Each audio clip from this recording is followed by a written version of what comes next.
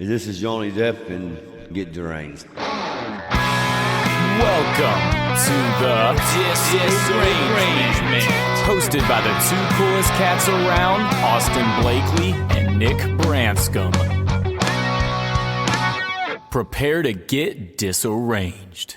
Come on, for what writes and undulates in your ears is not for the faint of heart. Behold! It's a Disarrangement with your host, Austin Blakely here, and co-host Nick Branscombe. How is it hanging, Nick? Greetings, friends of Earth and beyond. It's going good. Is that your catchphrase? That's my catchphrase. I like it. Yeah. We'll keep that one. Sometimes I don't get to it because I'm about to say it, and then you'll kind of go in with something else, and I won't get my chance to say it. You know. You did it. I heard it in the last podcast, but Yeah. then we had the audio issue. But Yeah, I do have a question crazy. for you, Nick. Okay. We'll talk about the audio issue in a second. But do you know the defining feature of a dogwood tree? This is a dad joke, right? Well, I mean, it can be. Yeah. If you wanted to be. I don't think it's going to be actually factual. You don't think it'll be factual? I'm not expecting it to be. No. Do you want the answer? Do you want to guess? Yeah. No. I don't. We'll say it one more time. Do you know what the defining feature of the dogwood tree is? It's bark. Yeah, it's bark. Good job. You actually got that one and stuff. Well, he's going to expect it now. I delivered one on him last week. That was good. Now Was it the one about the shovel? Yeah, it was the shovel. He thought it was a legitimate thing. But anyways, we have our guest Scotty here from Stillwater Junction. We do the inside clap. What's awesome about this whole thing is like, so you're here with us, and Yes. we're going to talk about some awesome stuff. It started as the whole band was going to be here, Exactly. and Yeah. now we are down to one. Yeah. So, But it that's happens. cool though. It's Scheduling all happens. good. Yeah. Yeah. Totally understand. And it's not like this can't happen again. So, Yeah, so exactly. everyone listening, that is part of that band. We will get you here eventually. We will find our ways. But how you doing, Scotty? I'm doing pretty good. How about yourself? I'm doing. That's what I feel like I've been doing all day. I've been just doing. Just That's doing. about all you can do these days. Our boy here, Mr. Austin Blakely, no longer works his insurance job that he was working. He is now a freelancer. Yeah.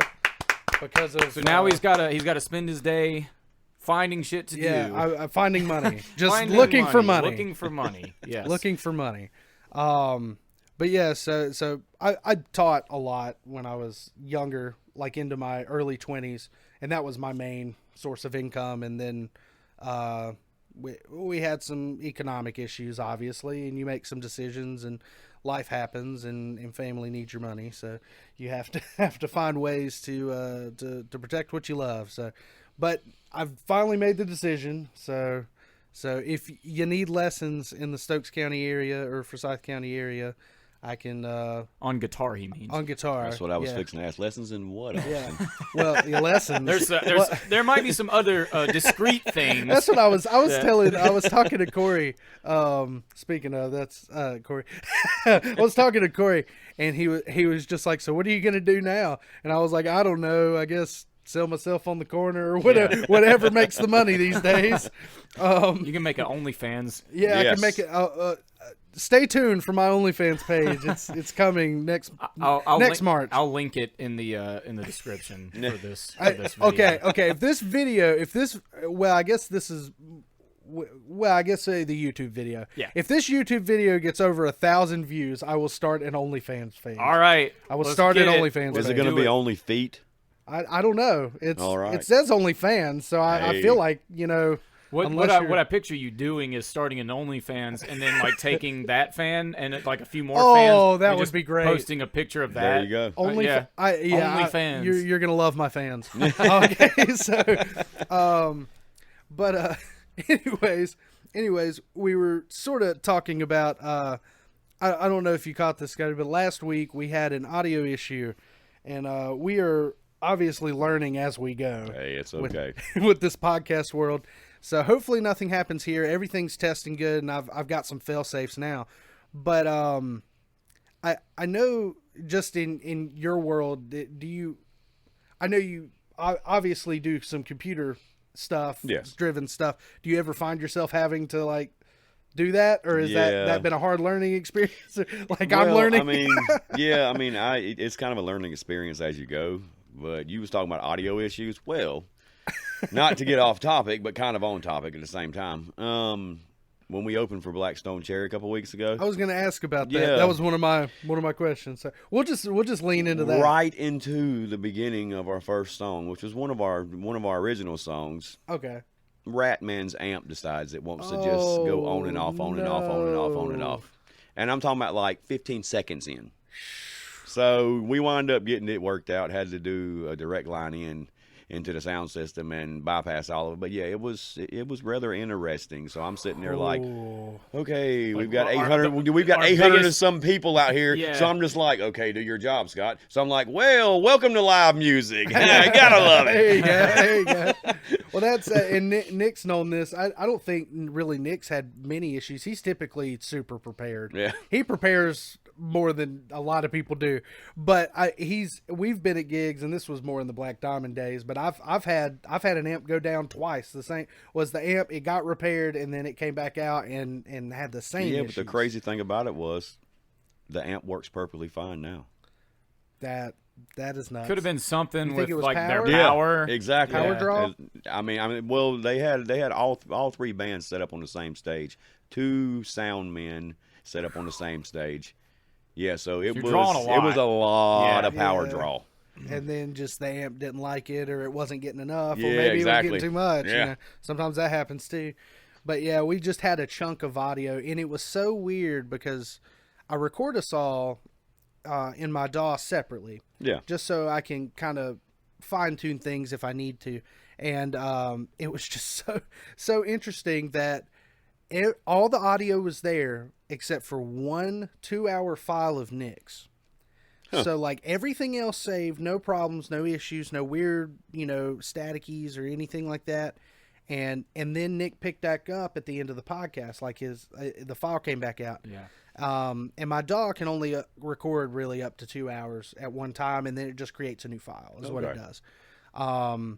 So I think I got so disappointed because it wasn't like the fact that I mean I thought the episode would still be good and people would enjoy it. But was a good like, conversation. He like messaged me a couple days after we filmed it or recorded it and said that the file's like corrupted or whatever. And he was telling me, he's like, I can't figure this out. I've tried everything. So in my mind, I'm thinking, all right, give me that whatever the file that's corrupted. Send it to me. And I'm like, I'm gonna figure this shit out. I'm gonna get it. I'm gonna get it worked out. I was like so confident, and then I was trying everything, could not get it. So then there's just nothing there. I admitted I admitted just defeat, and it was such a crushing feeling. I was wanting to be the hero and save the day, but Well, it didn't happen. of course, it was all of your audio as well. So. Yeah. Yeah. Well, and luckily we was able to pull him out of some of our audio, and I was able to boost it in areas, so yeah. at least you could hear him a little bit. But no, it was just a 2-hour. It was just one file of the whole project that corrupted, and I have no idea. I can't figure out what happened. I thought it, maybe had something to do with the interface, maybe something to the computer. If it tells you anything, I've got more RAM in my computer now. There you go. Just in case. But I've also set up everything so it's like it's saving 5-minute increments. Yeah. So if I lose something now, You're only losing it's gonna 5 be minutes, 5 yeah. minutes. So luckily we've got some fail safes to prevent that from happening next time, and we've learned. But so anyways, yeah, I was gonna ask you about how the Blackstone Cherry concert went, because they're one of my favorite bands. They are amazing. I saw Blackstone Cherry in 2014 at Carolina Rebellion. Freaking great. It was show. actually my first time ever seeing them. Really? Yeah. Really? Okay. I've seen a lot of different bands in the past, but it's my first time seeing Blackstone Cherries and Georgia Thunderbolts. It literally yeah, my yeah. first time seeing both of them. Yeah.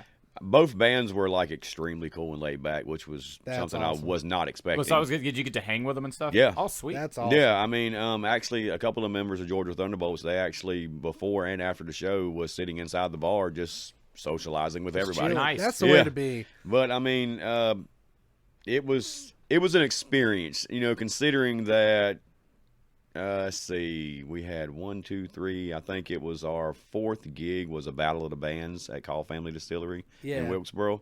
We won Battle of the Bands to get the opening paid slot for that show, and then we played benefit there the following Saturday, and then the following Saturday after that, we opened for Blackstone Cherry. Yeah, you're just killing that venue every weekend now, man. I mean, so literally, our sixth live gig was opening for Blackstone Cherry and Georgia Thunderbolts. That is awesome. That's how you know you're doing something right. Yeah, I mean, what a way to boost your confidence and everything when you start right away. You know, getting that big of a gig. You know, that's something that I can't say. You know, and well, I mean, we've gotten big gigs, but at the same time, but it wasn't like when we first started out. Yeah, it wasn't a right after sort of thing. Yeah, which I have actually never been in a battle of the bands. I've never attempted that. I know Nick has before. I was previously in Norm. That was Norm's very first gig was winning a battle of the bands. Yeah, there you go. It was called Rock the Block. And Winston say, "I rock the block, I rock the spot." Oh well, I guess we gotta talk about that a little bit. So they told me about this. Of course, I wasn't. So present. at this particular performance, like I said, this was Norm's very first gig, and this was in 2012. So almost 10 years ago. Now you're showing my age. Yeah. But anyways, so in between the bands like setting up, there was, you know, some like homeless guy, like just because this was in downtown Winston. Right. So there was like some, I guess he was homeless or something, but he approaches. If he wasn't homeless, he was on something. Yeah, probably. I don't know if you go to downtown Winston much. There's that Been little.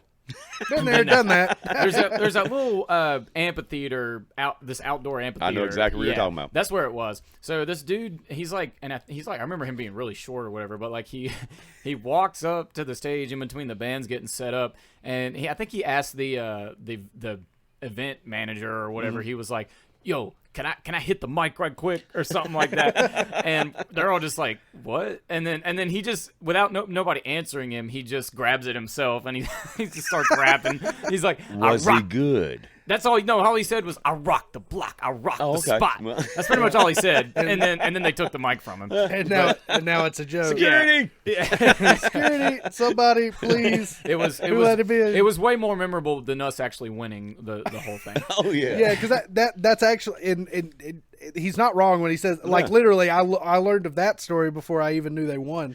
Yeah. So, but Well, I can say one thing about winning the Battle of the Bands to open for Blackstone Cherry. Joshua Stevens, our drummer for Stillwater Junction, Tree, he actually performed in a Battle of the Bands before to open for Blackstone Cherry and lost. Really? So he actually got redemption. Yeah. He fixed it. So I wanted to say there too, because I noticed you keep calling him Tree. Where did that name come from? I'm just curious. Because I know him. But one of my DJ buddies, he come across. Josh came up and he started singing karaoke with one of my DJ buddies, and then he just came up because Tree is. He's a small fella. Yeah, he's a small fella. Yeah, and he's about my size. Yeah, and so we're small boys. So Steve put put two things together and was like, he literally started calling him Tree out of the blue. He was like Joshua Tree. He just started calling him Tree out of the blue, and now it's stuck. He's been called Tree for years now. I'm gonna start calling him Tree now. Yeah, I had no idea. I'm gonna start calling him Tree. Shout out to you, Tree. And whenever he sits down, we call him Stump. But that's great. That's great. So with the Blackstone Cherry concert, that's. Other than your main sound issue, everything went smooth. Yeah, it went. I mean, it was a humbling experience. I know for me and the rest of the band members, because they had never done something like that before. Yeah. And it does like drive you nerves when you're doing something like that, like for a big act, and you don't want to mess up, and then something happens. And see, the whole thing about it was. How to handle a bunch of people asked me was like, "Are you nervous?" And I'm like, "No, I'm anxious. I want to get out there. Right. I want to get out there. I want to get out there and get started. Yeah, you know what I mean? Yeah, I think that's a lot of how Nick is, which you can kind of say otherwise. But I'm one that's always nervous. Yeah, I'm always nervous before I go up, and as soon as I start playing, it's gone. Yeah. It's completely gone. It depends on the situation. I mean, there's times where I'll be fine when we start, and then it's like. Sometimes if there's like a big mistake that happens on stage or something, that's really noticeable to me, but maybe not so much noticeable to the audience, but still noticeable to me, then that's when I start to be like, all right, chill out. It was one thing. It's Exactly. probably not going to happen again. Or if it does, it's not going to be like consistent.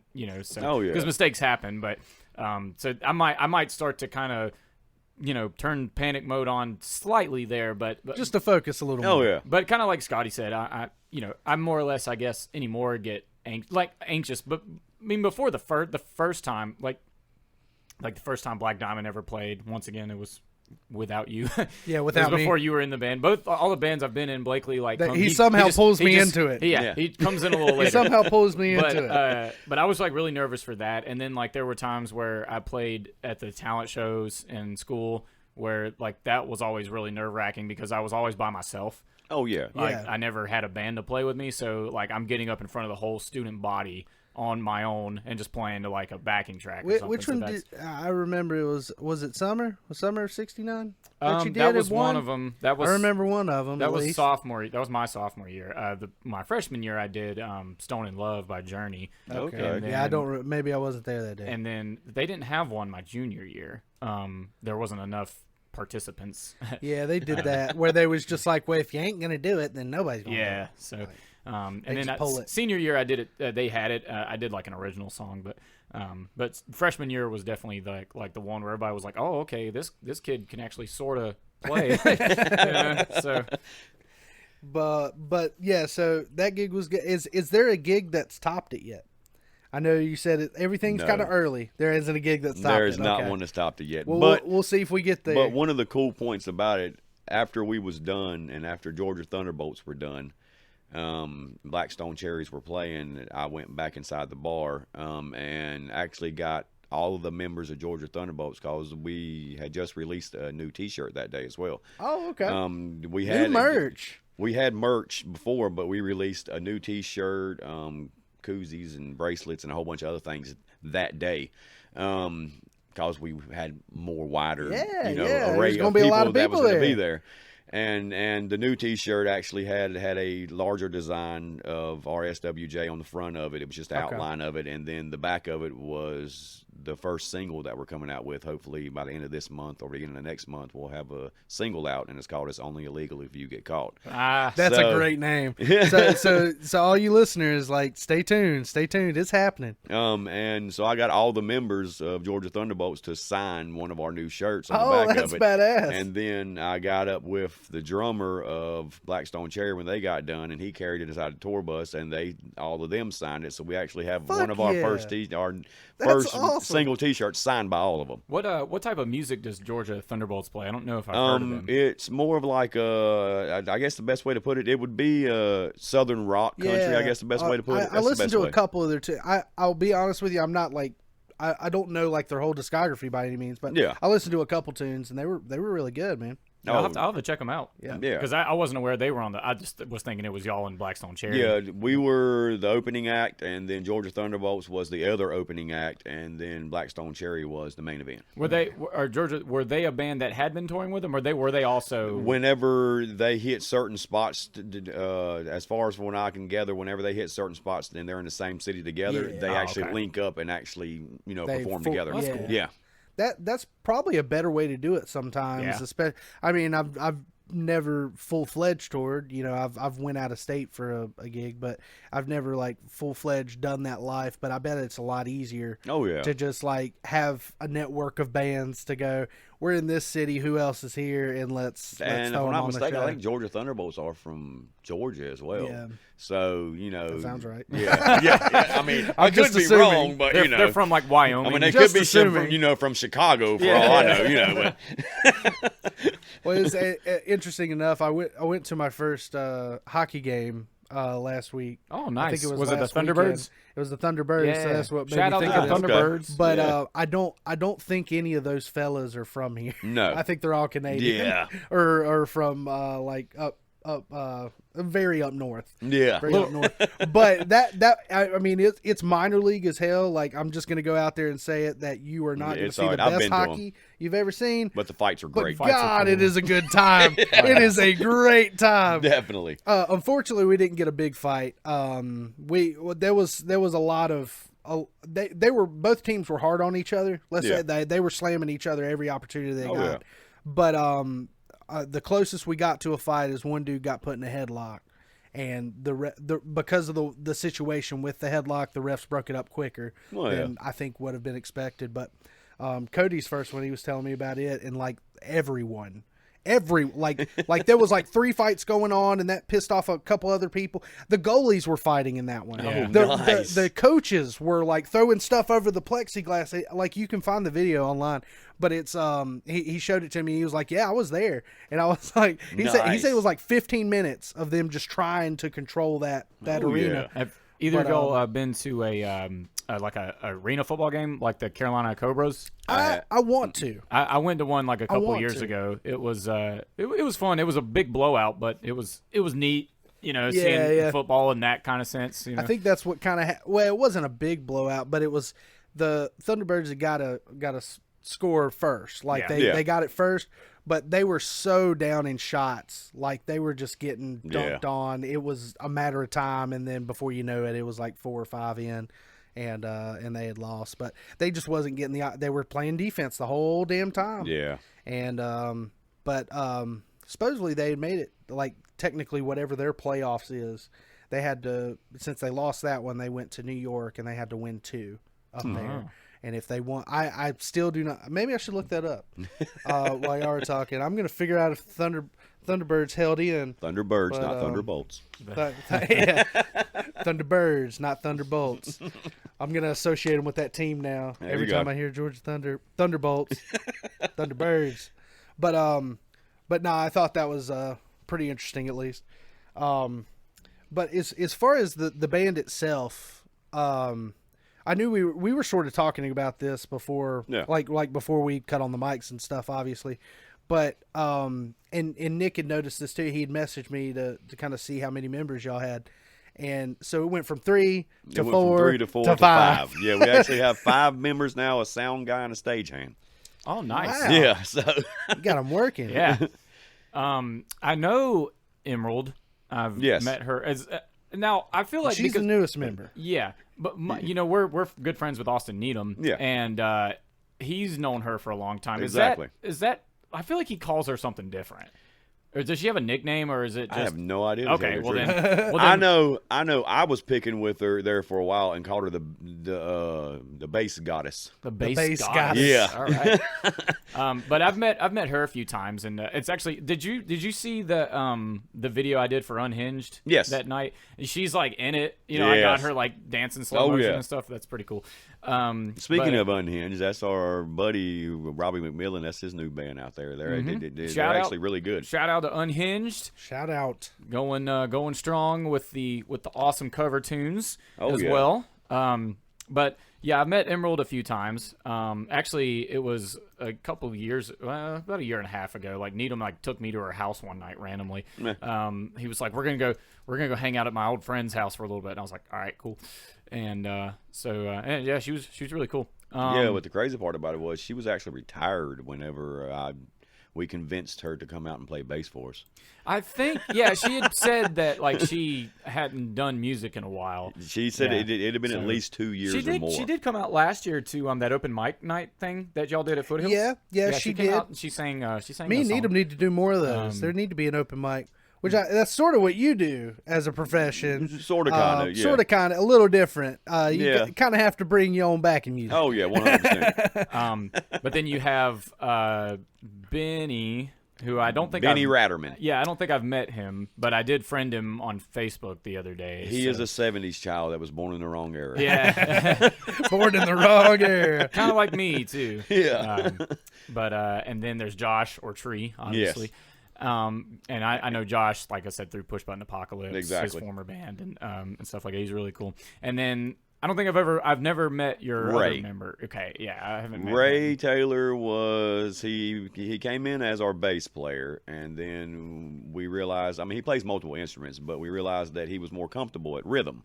So when we convinced Emerald to come in and take the place of bass, Ray kind of blossomed. He became his own person then. He started moving around. He was a lot more free. So it worked out. It took some time to get all 5 of us together to where everything linked up and meshed, and we were in that pocket. But I feel that we're actually there now. So I mean, it just took a little bit of time. Yeah, and that's the thing with most bands. You know, it's not often that everybody comes into the jam session the very first time and it just like gels right away. Oh yeah. Sometimes it does, I guess. You know, that was probably between the three of y'all where y'all were working, or was that like a work in progress when y'all first started? When we first started, it was literally Trees, band Push Button Apocalypse had, I guess, parted ways. Yeah. And which Push Button is still a band. They are still a band. Some of the yes. members, some of the members they separated. It worked out way. best for everybody. Exactly. So and then Benny Ratterman's band, the Late Night Boozers, they had decided they weren't doing anything anymore. So they were both over at my house on like a Sunday fun day. We were hanging out, and I was sitting on the front porch and looked at them, and I'm like, well, both of y'all's bands have ended. I was like, y'all want to start a band? And they're like, sure, why not? So that's literally how it began. Yeah. Sometimes it just starts with conversation. That's So like that first practice, was that like the first practice? Our neighbors hated us. Oh, really? Because we live in like a townhouse apartment. So our neighbors hated us because we had Tree set his whole entire drum kit up. Oh, man. Y'all did it right. and I had Rat hook up to one of my Bose speakers, and I plugged my mic up to it, and our neighbors hated us the first band practice. Well, and you was telling me about that too. Kind of your practice spots have changed a little bit too. We've actually found that we moved from one or two practices at the apartment that didn't work out too well. Wasn't working. No, so we relocated and we started doing practice at the Vanishing Point in Mount Airy. Which is cool. Practicing in a venue is such a good idea. Yeah. Well, Danny, I do karaoke DJing there every other Sunday. And so I just brought it up to Danny. I was like, would you, since we don't have a lot of business during the day on Sundays, you get it more, at nighttime, would you mind me bringing maybe a little bit extra business, and we do like band practices here? And, of course, Danny looked at me and he was like, sure, why not? Kind of like a house band sort of situation, and there's no pressure because it's just practice. Exactly. So, I mean, and you both benefit. It's benefited both of us. He's got, a little bit more business, and now we still do it there sometimes, but we found a location now. It's a 20 by 20 garage, concrete floor that's completely empty that we can set up and practice in anytime we want to. So that helps. It helps to have a standard place, but at the same time, I can only imagine the benefits there are to like practicing on a stage and there being people present and having that, like, just how that would like hone your skills even more because you almost want to perform. Our first 3 or 4 months, we was there every Sunday at Vanishing Point, and it was like more people would come, a bunch of our friends would come, and so cool. Like his business picked up during the slow times on Sunday, and it getting feedback from our friends and people that didn't even know us. Exactly. They would come in, hey, y'all gonna be here next Sunday? Be like, yeah, sure, we're gonna come in, do practice, man. We're gonna come back up here and listen to you. So, I mean, it just grew from that, and it actually, I think it helped us as band members coming from different genres to actually get more comfortable and cohesive with each other. That to have, even if it was like 5 people, 10 people, 15 people, still it's more people, out there that's giving us feedback that we're getting, cheers from, claps from, and everything. So it builds the confidence, and we got more suggestions from people like, hey, why don't you try this song? And I'm like, hey, do y'all know that? Well, let's pull up the chords. Let's try it. Let's give it a try. I mean, this is practice, why not? Yeah, definitely. And from that point, it grew to where we just cover multiple different genres in our set list. But that's such a cool and we were kind of talking about that too before the mics got on is obviously we know Tree mostly from Push Button, but also too I knew he had done a lot of orchestra work, really. Exactly, yeah. From a kind of a big band standpoint, everything from keys to drums to all of it. Well, and obviously he sings too. But you were saying everybody's kind of in the band's just got a different thing that they came from, and then now you've got a mix. Exactly. I mean, like, we could play anywhere from Chris Stapleton to Johnny Cash to Ain't No Sunshine to Superstition, Standing on Shaky Ground. We go everywhere. I mean, Now, when y'all started out, like, was the idea to be all covers or all originals, or has it always been like, let's do both? when we first started out, it was we were going to do covers and work on originals, and then me and Ratman, our second band practice, the second one at the house, it was just me and him. Tree had something else he had to do, so it was just me and him. So he literally looked at me and was like, "Man, I've had this one line of words and this melody in my head for like months," and I'm like, "All right." I'm like, write the one line of words down, play the melody. So he wrote the one line of words down, he played the melody, and he kept playing, and I threw my hand up and was like, all right, stop. Where are you wanting to go with this? And he was like, well, I don't really know. It's just one line of words. I'm like, all right, where was your thought pattern? So we brainstormed real quick, and I was like, play the melody. So 40 minutes later, we had literally written our first original, which is our ballad, but it's not the original that we're releasing first. We don't get that one yet. No, that's going to be hopefully on the 3-song EP we come out with next. Yeah, so we had literally written our first original as a band, I guess, in 40 minutes. Nice. And Rat looked at me. And Rat looked at me and was like, man. And I'm like, look, I can't play an instrument, but I am great with lyrics if you give me something to work with. Yeah. I mean, you know. So you don't. You just all you do is sing. I sing and write all of our originals basically. Okay. When in rudimentary clarinet, as I figured out earlier. Yeah. Rat also writes originals. Like I said, me and him co-wrote Sitting Here is the name of that original. And then he's got another original that he has written, and me and him are, working together now. But I'm mainly the main one that writes all of our originals. Right now I think we've got 7 or 8. Okay. So racking them up. Yeah. So do you find that you're just writing stuff by yourself a lot, or is a lot? Because I noticed some of them. You said you were with Ratterman, but do you find yourself writing with other members of the band that way? I do. There have been times on like 1 or 2 of them that I'll have writer's block. And, we'll be sitting there, or I'll message one of them like, look, I need your help. I've got yada, yada, yada, yada, yada. I need something to go with it. And they're like, all right, let me get back to you. And then they get back, and they'll throw in an extra line or extra word or something. And I'm like, oh, okay, I'm cool now. Appreciate it. And then we just roll on. Oh, sometimes you got to fit the missing link needs to come from somewhere else. But then once you have that one small missing link, you're like, all right, I'm right back on track now. The creative process is flowing once again. So musically, melodically, do you have it in your head and then you just kind of I push them to do it? Yeah, I can't play an instrument, but if I get a melody in my head and then the lyrics start flowing, if I have a thought process as to where I want to go with this song, then I'll have a basic melody in my head, and then once I get the lyrics all wrote, we get together and I'm like, all right, I have a new original I want us to work on. This is how I hear it. So I need you to play me my beat per minute, Tree. Do it this way. So I'll start singing and he'll do a beat per minute. And then if I like it, I'm like, make it faster. So he'll go up or he'll go down. And once I get the beat per minute, then we build from there. We'll go rhythm, electric, and it all overflows. And they just kind of throw whatever key you're singing in. Exactly. Really? That's kind of how I approach my guitar students a lot of times that are trying, sometimes, there's a lot of times where we're learning other people's songs and stuff like that. But, occasionally we'll get to where, my student will want to learn one of their own, cool. or they'll want to write a song of their own, but I've just been teaching them how to play the guitar. They don't know the first thing about starting the process of writing a song. So the first thing I always tell them is find out what kind of beat you want.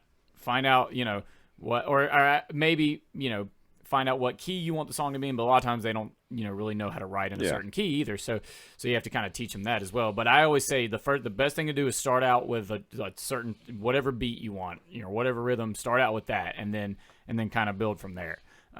So it's a similar kind of process. Yeah. But I've never really thought, I've only had a couple students that have ever asked me, or we've ever gotten that far where okay, so now I have all this knowledge. How do I write a song. Yeah. And I've only had a few, and I think most of the time I've, told them, well, it kind of depends on where you want the song to go or how much of the song you really want to write. Exactly. If you just want an instrumental or whatever, you got that. If you're expecting vocals to be there, then you want a vocal melody, obviously. Exactly. So you might have to sing even though you don't want to be a singer or don't want to, but that's how you figure it out. There are a lot of writers out there that don't sing, they just write. Yeah. Because just write out the they're lyrics. Full of lyrics, they just can't sing. They're almost like That's poets. where I have, exactly. the trouble. I have the trouble. Like I'm not a great singer by any means, but I can sing a little bit. But if I sit down with a song and try to write lyrics to it, unless I am fucking feeling something, Exactly. I can't write lyrics. I can't bullshit lyrics. So like I've literally had moments in time where I've been like so angry at the world, just so angry that I just sit down and just start. And there's been some cool stuff that have came out. I've never released any of it because I think it's more for me. Exactly. Those songs are more for Reminds me. me of that scene in Family Guy where they're at the Kids' Choice Awards or something like that, and like some emo band comes on to play, and the singer's just like, feelings. Yeah, that's pretty much that's pretty much what I'm doing on paper. Exactly. I'm not like, and nothing's personal ever, which is good. So I don't ever make it personal if I ever wanted to release it, but it's just that's pretty much what I'm doing. Yeah. I'm just like I'm getting it out, and then typically when I'm done with that session, then I'm exactly. I'm a happier man. So Well, see, I mean, there'll be times that I'll have lyrics running through my head and they'll just continue until I write them down or punch them down into my phone or something and get them out of my head. yeah. you just got to get it there, or you can't focus on And nothing. then I'll come back to it later on or whatever, and I'm like, man, where was I? Oh, now I know where I was going with this. All right, cool. Yeah. Well, I think it's kind of similar with what we do with guitar parts, because we record it like just in a crappy video and send it to each other, but it's more for the documentation of going, this is an idea. Like me and Ratterman, your phone can be your done best that best a tool. lot in the beginning. Like when I was writing one, I'd be like, all right, well, I can't get Tree to send me a beat per minute. Look, I'm going to send you something. I'm going to sing it. I need you to send me chords on a guitar, please. And he's like, all right. So we would go back and forth sending voice messages back and forth to each other, right? Yeah. What do you think about this? And I'm like, no, I need you to change that. This isn't the way I want it. And then I was like, I wanted to da and then I'll go back to him and he'll come back. All right, what about this? And I'm like, exactly what I want. Thank you. That's exactly. It's kind of That's strange, a great way to do things. Well, it's a strange dynamic, isn't it? Because back in the day, before we had all this technology at our disposal, it was always okay. So you had to get together to write music, but now you can sort of, you can text ideas back and forth to each other, but at the same time, sometimes that can get a little messy. Yeah, messy. Yeah, exactly. It can get a little too back and forth. Yeah. And stuff like that. So, but that definitely can be a good way to, like, if you just have a riff or something in your head, and you just want to, like he said, kind of record it and have it documented. You can send it to the guys. Sometimes the guys might respond. Sometimes they won't. It just kind of depends on how maybe inspired that they are by that certain riff that you wrote or something. Yeah, and exactly. Then you bring it to practice or jam sessions and then try it out. That now, we have sort of been jamming kind of with a different thing here I lately. love that. What is that? Is that a motorcycle? No, that is the Predator. Oh, cool. Oh, it's the Predator. That's what it is. I love it because it sounds so cool in these headphones. Yeah. Like I'm just like, this is awesome. but Predator's out to get us. But most of the songs that we've been writing in this kind of other thing that this little other project we've been doing, I won't go into too great of detail, but Stay tuned. That's all you need to tuned. do. Stay tuned. But a lot of it is actually happening just in person. We haven't really sent many riffs or anything to each other through Messenger or anything like that. But it's coming together. It actually has happened more natural than a lot of things. Yeah. We were kind of impressed, and I think it's because what we're putting together is it's more of a fun idea. Exactly. And we're not taking it too seriously. Yeah. Which is been the greatest part of it. So there's less pressure, I think. And we're just kind of just rolling with it and see what works, what doesn't, and we're Norm, just making decisions fairly quickly. Yeah. When it came to not being musical, Norm was like never serious, but like then we Pretty much. When it came to the music, though, by God, yeah, I mean the lyrics were the lyrics were dark most of the time. That riffs, was your fault. That was my fault, and not necessarily from a personal standpoint. It's just that's just how they came out, but. But musically, we were always experimenting with different types of riffs and stuff like that. So it was, it was always pushing a song to its fullest extent. Yeah, that's a good way to put it. We were never write really... a song and then revise it 100 times. Yeah, well, like we were picky. The first original we're coming out with, it literally when we played it the first time, we didn't notice it, but someone in the audience. Came up afterwards and was like, man, that's a great song, but it kind of sounds like your other original, Pour Me Some Moonshine. And I'm like, no, it don't, right? And I'm like, play the song. So they started playing it, right? And I was like, you know what? You're kind of right. It does have about the same beat. And I was like, we're going to have to change that. We slowed it down, and then it just didn't come out. It wasn't delivered the way it was supposed to be. So I went to Tree and I went to Rat, and I was like, look, I'm going to need this to be heavy. Give me something heavy. Yeah. I want heavy so that it separates itself from our other original. And they're like, all right, keep it the same key, but just delivered heavier.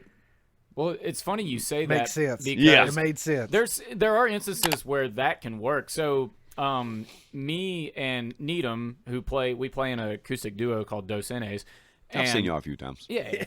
And if y'all remember, he was our first guest on the podcast. Yes.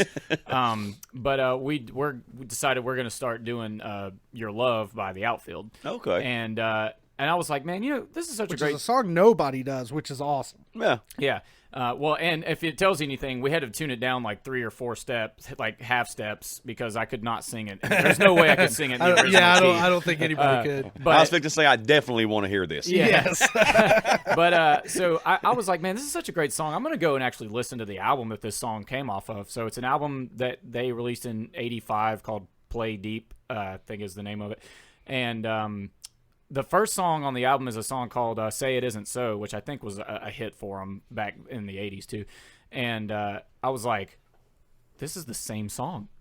And then the very next song is on the track listing is Your Love.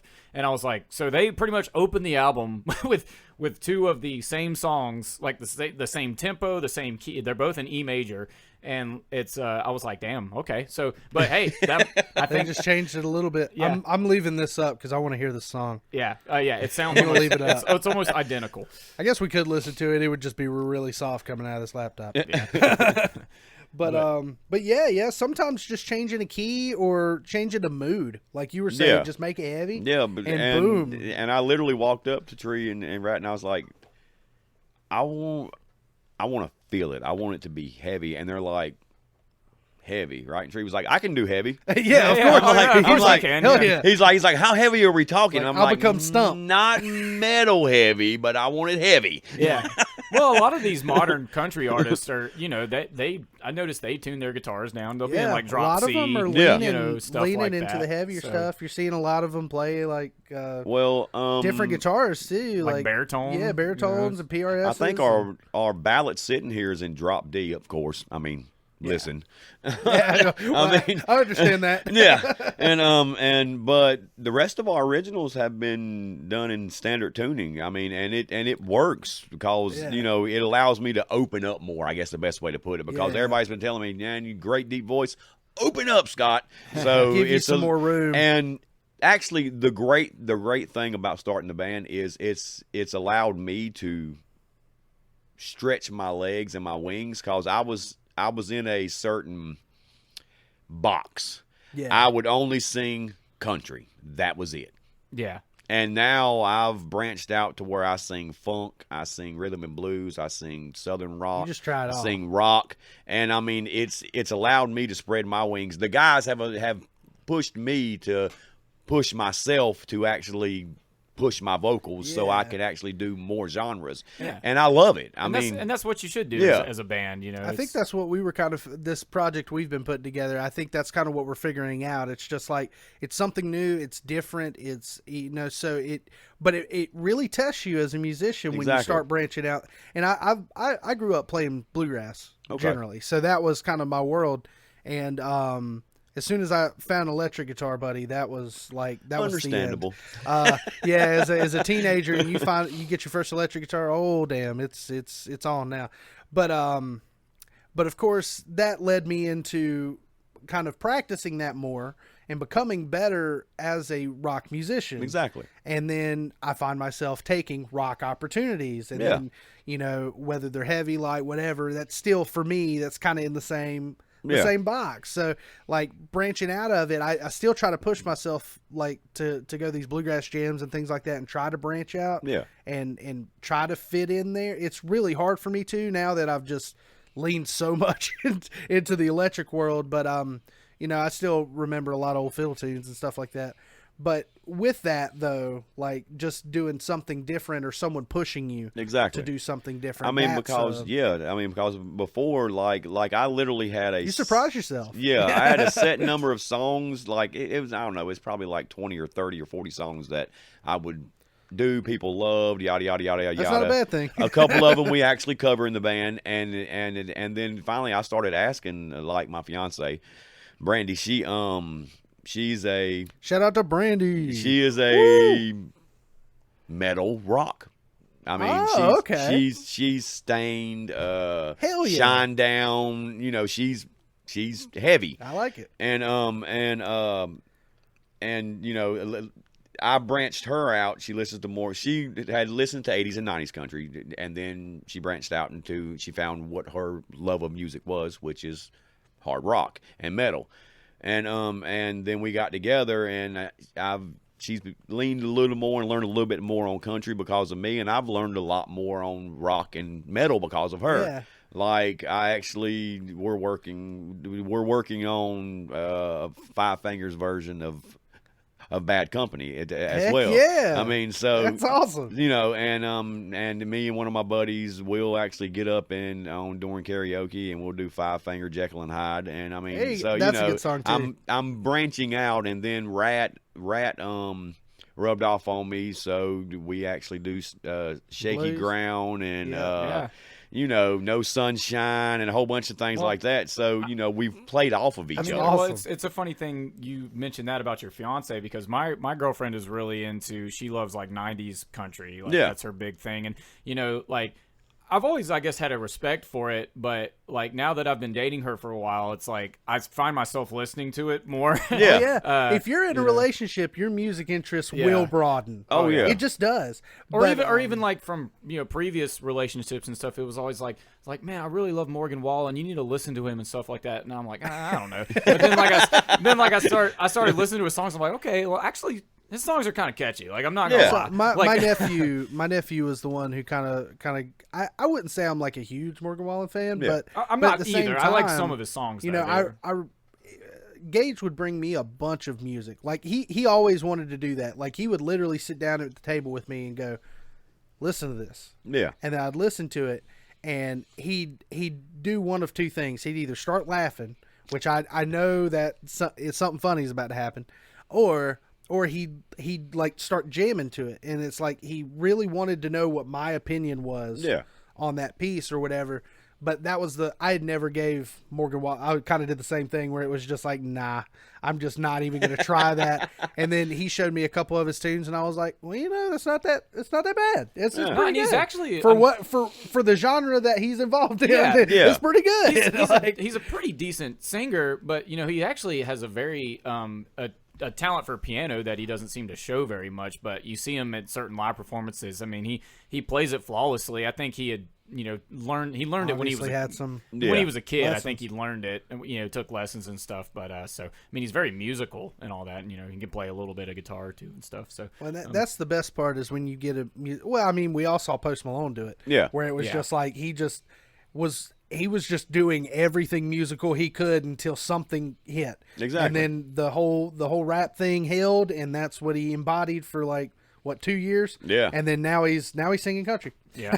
Now he's singing country. Oh, I love his version of the fishing song by Brad Paisley. yeah. That's always been one of my favorite songs, Well, I just like country-wise. Dwight Yoakam's band too. And- So Oh yeah, well yeah, that was that White Gretsch that That guitar whole player was band playing. just- Good Lord, that thing they was sounded gorgeous. great. But They sounded phenomenal. But that's always been one of my favorite country songs. So to see him do it, I Yeah. didn't think anybody else really knew. Well, That was a minor hit for Brad, probably back Oh, in the yeah. day. that was to me that was his first hit. That was the first Yeah. Brad Paisley song I ever heard. I Yeah. saw it on. I remember watching it on what's the CMT. CMT. Yeah. CMT when I was young. I go But to my babysitters and that's what would be on the TV. I've always loved that song. that's where I heard and that then song. here he is like bringing it back to the forefront. I was like, damn, that's Wait, awesome. he did a Johnny Cash song with Billy Strings too. Yeah. I is heard that cool. one. Yeah. That was cool, and it was just like he's not afraid No, by no. any means, but he's not. Well, I mean, he is a Texas boy, so it's not surprising. Yeah. But at the same time, I think that's probably what Morgan Wallen was doing. He could probably do just about anything. It's just He had to that's find what the cut- one thing that's that what hit. hooked. That's what hooked everybody is. Well, and the modern- mullet too. modern I think country. he was And he the was one of mullet. the guys that kind of He started. definitely brought the mullet I'm gonna back. bring this mullet back to the. Yeah, as soon as my nephew started telling me he was getting a mullet, I was like, the Carhartt I support. The mullet, I think we might have to put in the trash. I like a lot of country. I'm a country boy too. I wear a lot of Carhartt too. But the mullet, You're not good. You're not down with the come mullet. on.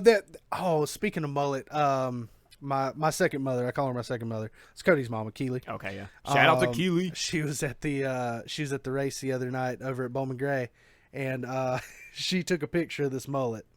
That was the mullet, like to mullet them all. The mullet of all nice. The mullet mullets. of all mullets, and this mullet was so mullet that like individuals was taking pictures with this guy. Nice. Like that's how it attracted that much attention that he was like, "Yep, I was trying to look like Joe Dirt." Like that's Yeah. what he was saying. Nice. Like, actively try, and I was like, "Okay, maybe that mullet's okay. Maybe that one's okay." The mullet is more of a trendy thing. I don't think it associates with anybody's like where they're from or where they're raised or anything because no.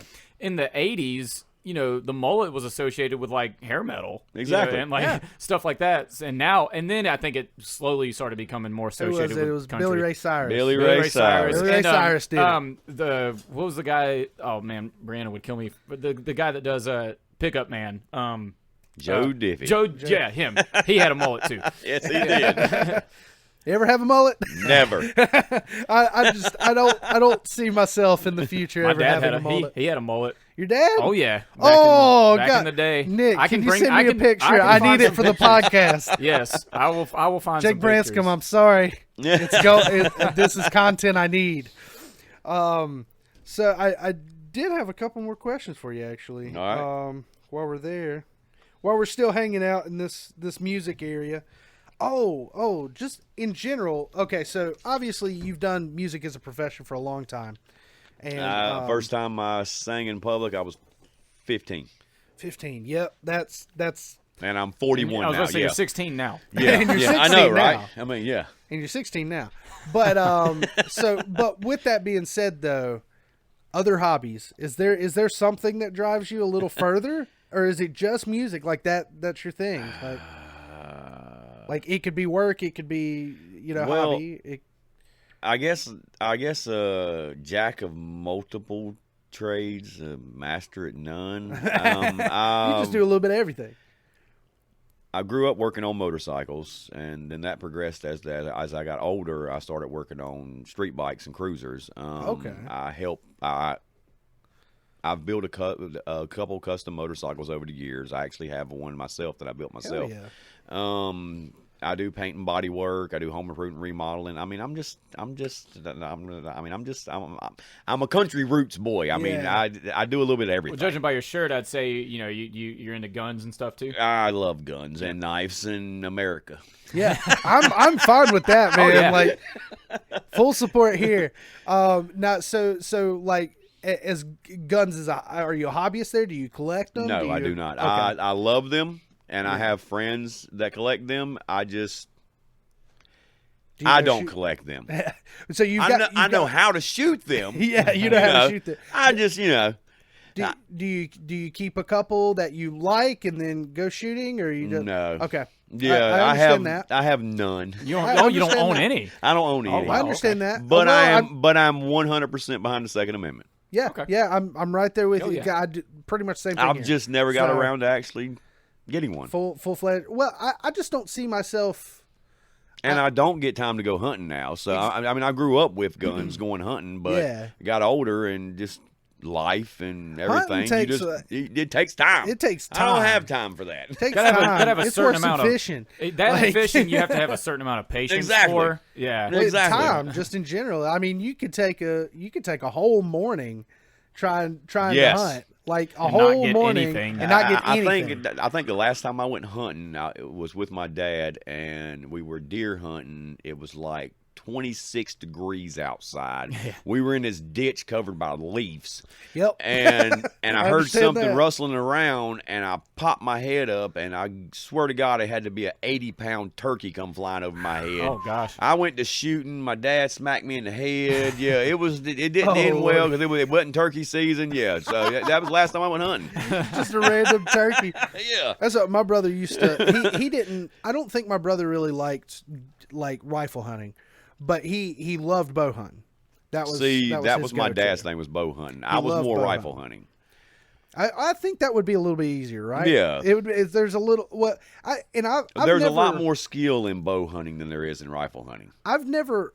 I guess you could say I have. I've went on a trip, Yeah. but I've never like actively hunted I didn't have the gun. I was just there for the experience Yeah. to see what it was like. That was kind of what I was going for. Oh yeah. I was like, is this something I want to spend time on?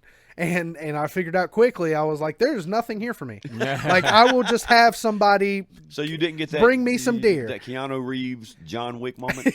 No, I just want to go on a killing spree. Absolutely not. There was well, and I figured out really quickly that I go fishing, but I've just never been one to I'll cook it. That's where I'm at. Yeah. I'll cook it. Bring it to me, and I'll make it taste good. Exactly. Like I Fishing- just the killing and prepping and stuff like that. Yeah. It's just not for me. For me, like especially with like I've actually never been hunting, but with fishing, like it's like I have fun with it if my hook goes into an area where there's just plenty of fish and they bite always. Yeah. Then it's fun, But if it's like nothing's biting, I'm just like. Do you get Yeah, I bored could be doing quick? something I else. get bored really Yeah. quickly. I could be doing something else. Yeah. So It's a squirrel moment. Yeah. Yeah, and it could be like 90 degrees outside, like as opposed to Exactly. going hunting. It'd be like 90 degrees. I'm sitting here in this heat, just like waiting for a fish to bite my worm, and it's Now just, I can say that I've been on fishing trips that were fun. I've been on Like- fishing trips that were fun. Yeah, especially when you're on a pontoon or something and Yeah. you're spending the day. yeah. Oh, Like yeah. you're spending the day just fishing, drinking, having a good time. But that's few and far between. Yeah, I really don't go to a pond just to fish. Like, Yeah. I used to, but again, not my thing. And the other type thing, I do them here and there. I've actually sold a few of them, donated a few of them to like some benefits and stuff. I actually do acrylic canvas paintings. Oh, okay. Oh, okay. That's what I actually was do that looking as for. well. I was Yes. looking for the fun, cool thing. Yeah, I actually done one for a cancer benefit last year. It auctioned. It was an 11x16 auctioned off for $255. Nice. Yeah. One of my sound guy's wife actually was the winning bid. She waited till the last minute to make the last bid on it, and she's had it reframed and everything, and it looks amazing hanging up in her house. I've sold a few along the way. It's just something I do here and there. So with that, is it one of those things? I mean, obviously you just have a blank canvas and Yeah. some paint. I mean, do you have like an idea of what you're going to do before you do it? Yeah. Or are you I mean, I've painted a bunch of them and hung them around our house. Okay. And I've painted a few that people have asked for. They give me an idea and I paint them for them. And I have such respect for artists, like not in a musical sense, but in an actual art sense, because I cannot do that like at all. And then it's even crazier. it's actually not that hard. Well, it's even crazier to me that tattoo artists. Oh like, yeah, now do- that's completely different. yeah, spectrum. and I'm just like, Then I they can't put even. it on your body. Yeah, I can't even draw it on a piece of paper. How do you put it in you someone's can't skin? I don't- erase that. Yeah. if you mess up the line. But yeah, it's always I have such deep respect for that type of stuff. and then I was going somewhere with that, and now I've lost it. But yeah, that's really cool. I didn't know you did that. Yeah, so like when you're doing these, do you like keep some on hand? Like, is it something that you like you've made a couple and you just have to, and like someone could come purchase one? Yeah, or? yeah. Okay. I mean, I've got a few in the closet right now. You know that I've Heck had done for yeah. a while.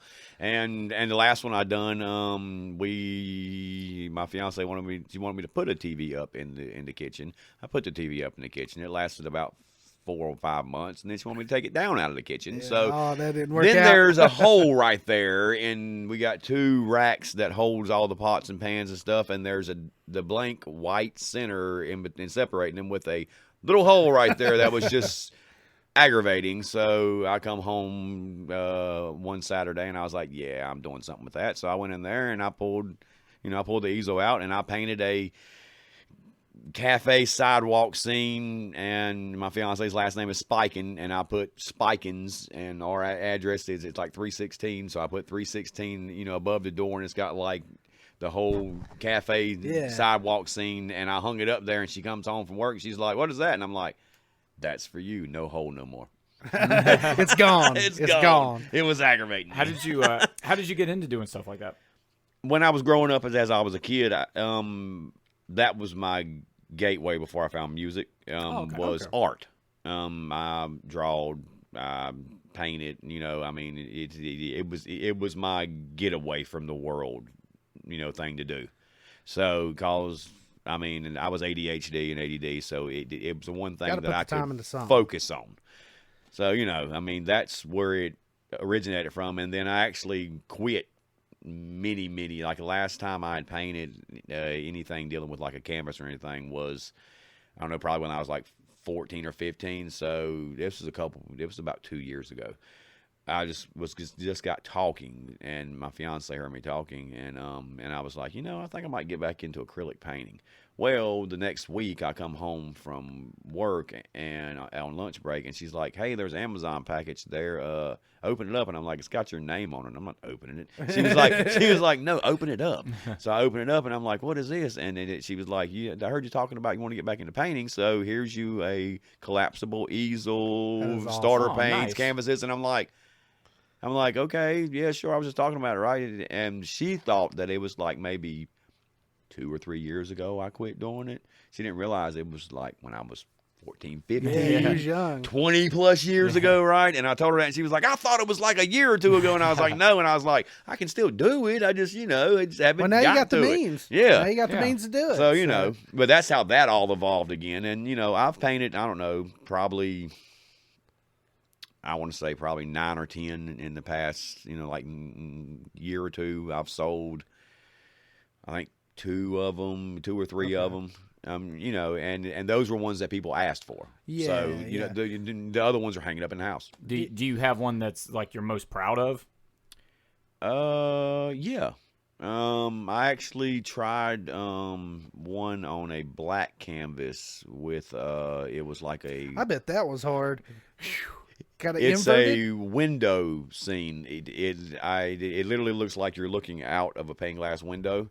And in the distance, I've got a path and everything, and in the far distance, it's like going into an opening in some woods, and all of the paint that I used was UV responsive. So when you cut the lights off, it glowed out at you, and you can actually see a figure at the very end of it, throwing his hand out, waving at you. Nice. So that's really the cool. one that I'm most proud of. Oh, yeah, sweet. I've got a buddy that does, which he'll be on the podcast eventually.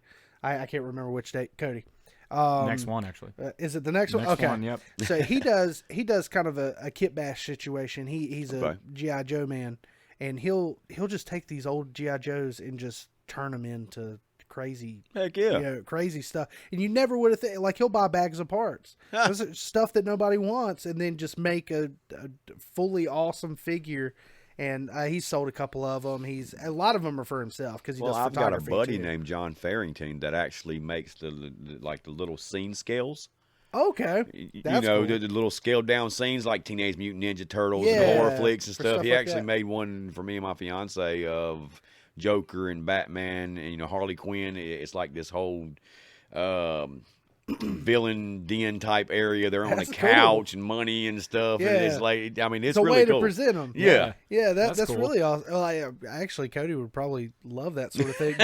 Just situation, because sometimes he doesn't want to go outside. He does a lot of scenery photography for that sort of stuff. But anyway, so he uses a lot of paint, obviously, and he has said before, it's like when you get something that's got dark clothing or something, it's so hard to cover. Was that black painting kind of the same way, where it's just like you're having to cover it in paint to and get it to come out? And I had to actually, the colors I wanted, I had to add white to them in order to get them to show up the way I wanted to. Yeah, he's finding out that a lot of stuff. But I've always I've talked to a couple artists, and they've told me multiple times, because I was like, well, why are you just painting it black? Why don't you just get you a black background? A totally different like, effect. It's a different Yeah. world. Totally It's a different effect. world. Yeah. Well, And I couldn't understand that until I watched Cody like attempt it. Like, and you're always learning too. Like, so earlier we talked about learning about the podcast. Well, you're talking about having a black canvas to paint on. It's kind of a different, sort of technique involved, and it's sort of the same thing with photography, which is something that I've been doing a lot lately too. And yesterday I was shooting a band called Vinyl Rocks. Shout out to Vinyl Rocks. But I hadn't done this kind of shoot before, or not yet anyways. They were just wanting band shots, but they wanted a black backdrop, so they had black tarp sitting behind them, and then they all were wearing black clothing. Oh, God. So, and this was Just the face and hands are out.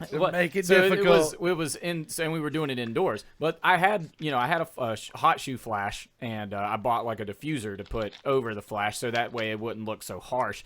But I was using it, and I was looking at the photos, and I was just like, I still don't know if I love this, if I'm not, I feel like I wasn't getting the right kind of lighting that I wanted. Yeah.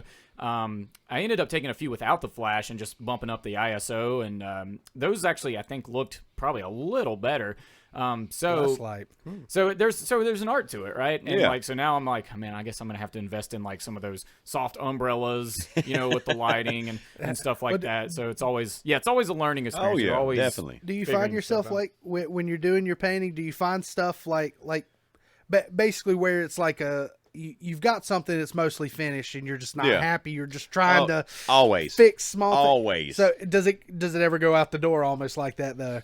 Like Yeah, where it's just like it has you're a not few happy, times. but everybody else is happy. Yeah, there has been actually one of the ones I sold. I got to the point where I was just Bring that one back. trying to correct something on it before it went, and they were like, "Hey, is my painting ready?" And I'm like, "Yeah, almost just one give me more another thing. day. Yeah. Give me another day." Yeah, and finally I just gave in and just let it go.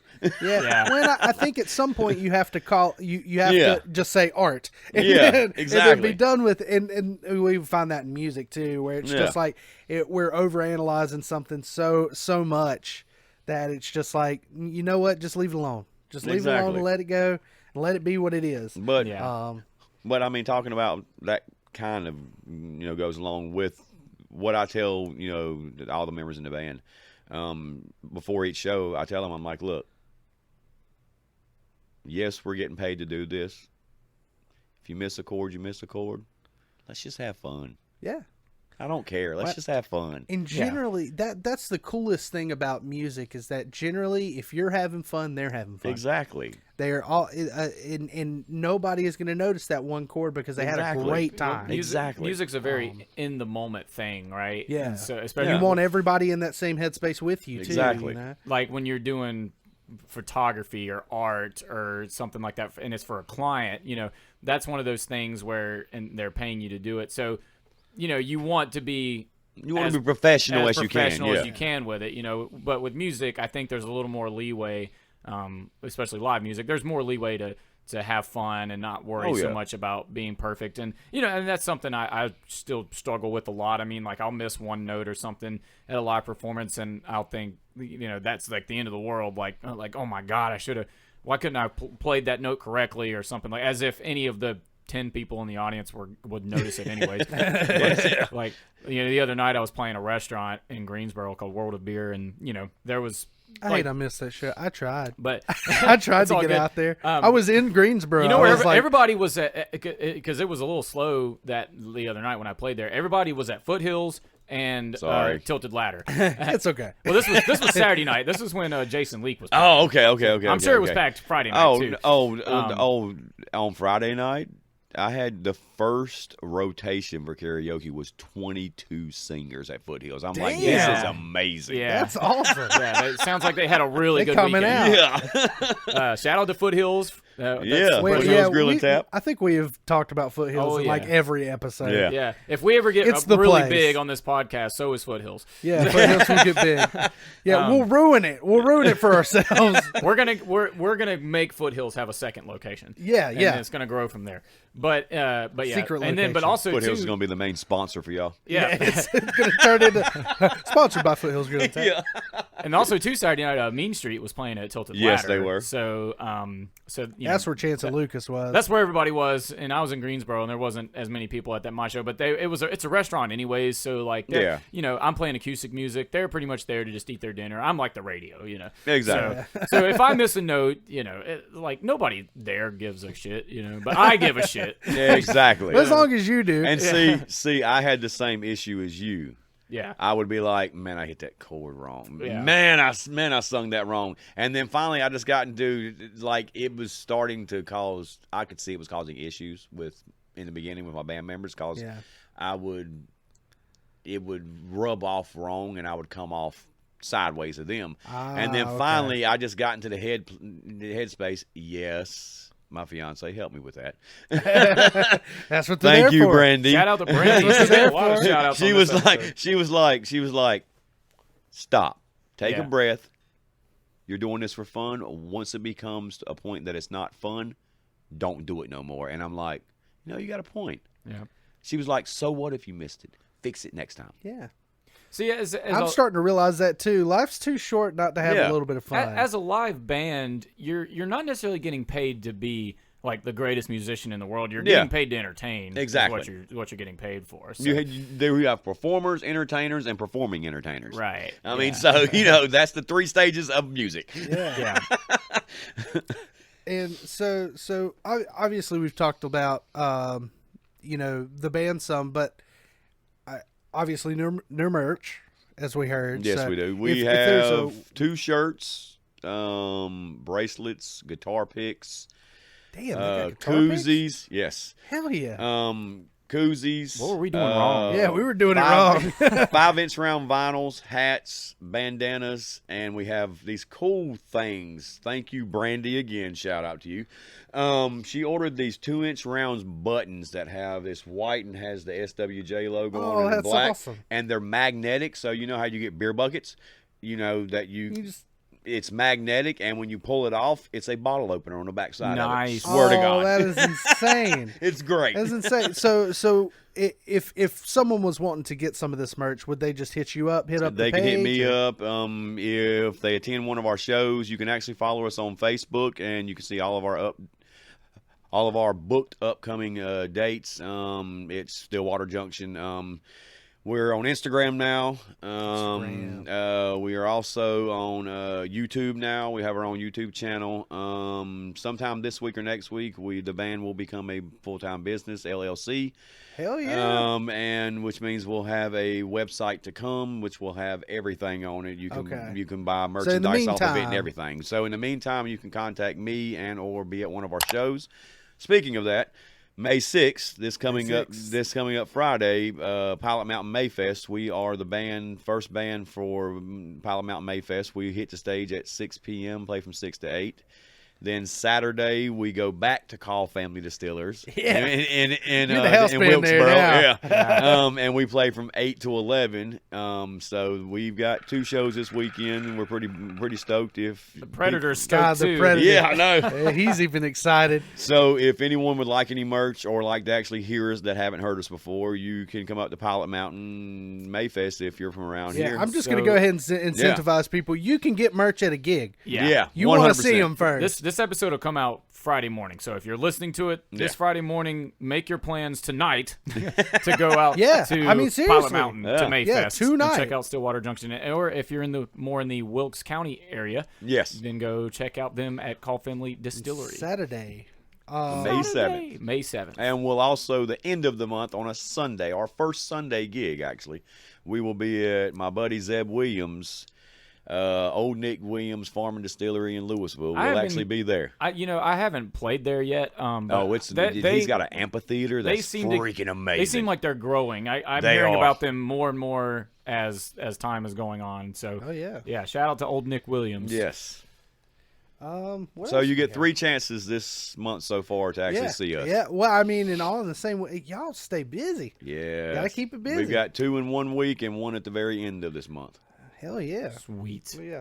Hopefully I can get that. I've got all these projects I'm working on and ain't none of them gigging.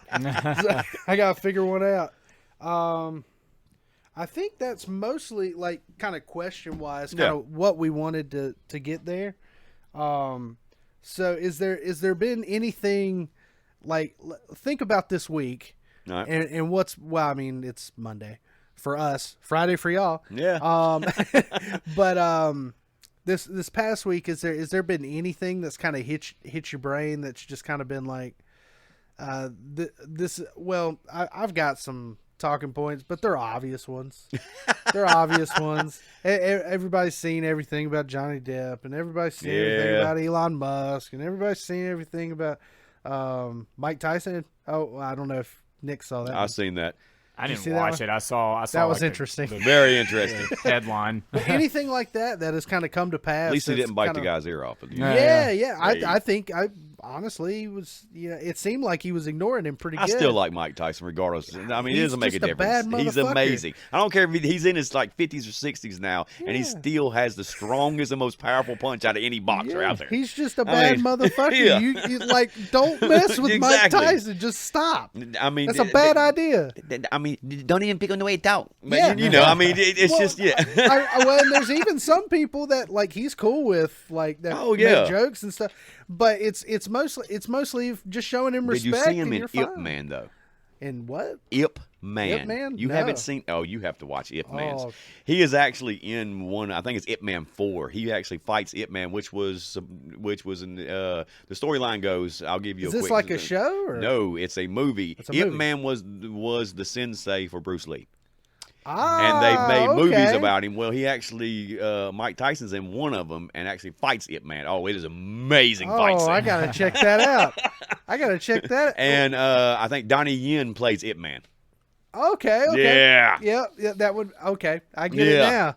So is that kind of more of a, is the movie to really showcase the fighting, or is it? It is. Is it story driven? It is story driven, but it's got a lot of great fighting. Got a lot of good fighting. Okay. So it's kind of like a modernized. How have I never heard of this? Modernized old martial arts movie. It's kind of modernized old. So kind of like Crouching Tiger, Hidden Dragon with a lot more fighting. with more fun, more fits, more fighting, all that good stuff. I'm gonna have to go check that out because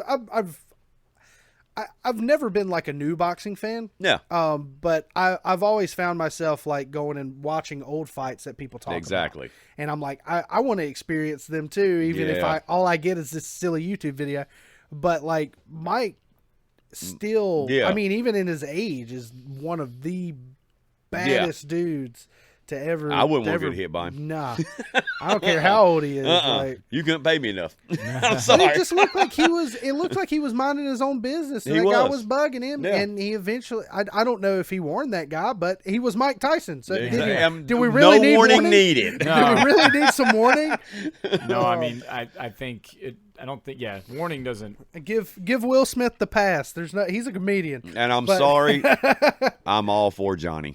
You're off. Johnny Team Depp. Johnny. Team Johnny. Team I Depp. was Sorry. actually trying to look into some of that last night. I mean, I'm not paying that much attention to it, but I mean, like, I feel like it's gotten a lot of attention. It's Yeah. gotten a Well, lot more attention it's than I thought gotten a it lot of would. attention that like a normal couple, nobody would bat an eye over. you Well, know? she's failed, and now he's went back at her, Yeah, he's and for like countersued. 5 times the amount of her actual net worth. She Yeah. deserves it. Oh yeah. I don't know how much of that Johnny added in, but I know that there is absolute proof. There's always 3 sides to every story. Exactly. I'll just say that. There's but always I am 3 sides. I am a big Johnny fan, regardless. But still, Well, and there's always 3 sides. and you kind of know at this point. I think everybody kind of knows how Johnny Depp is. Yeah. She's young. She's young. Yeah.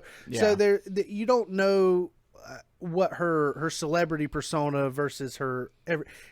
Yeah. Johnny Depp is himself no matter what. Regardless, he is regardless, Johnny he Depp. is Yeah. himself. Yeah. He doesn't change.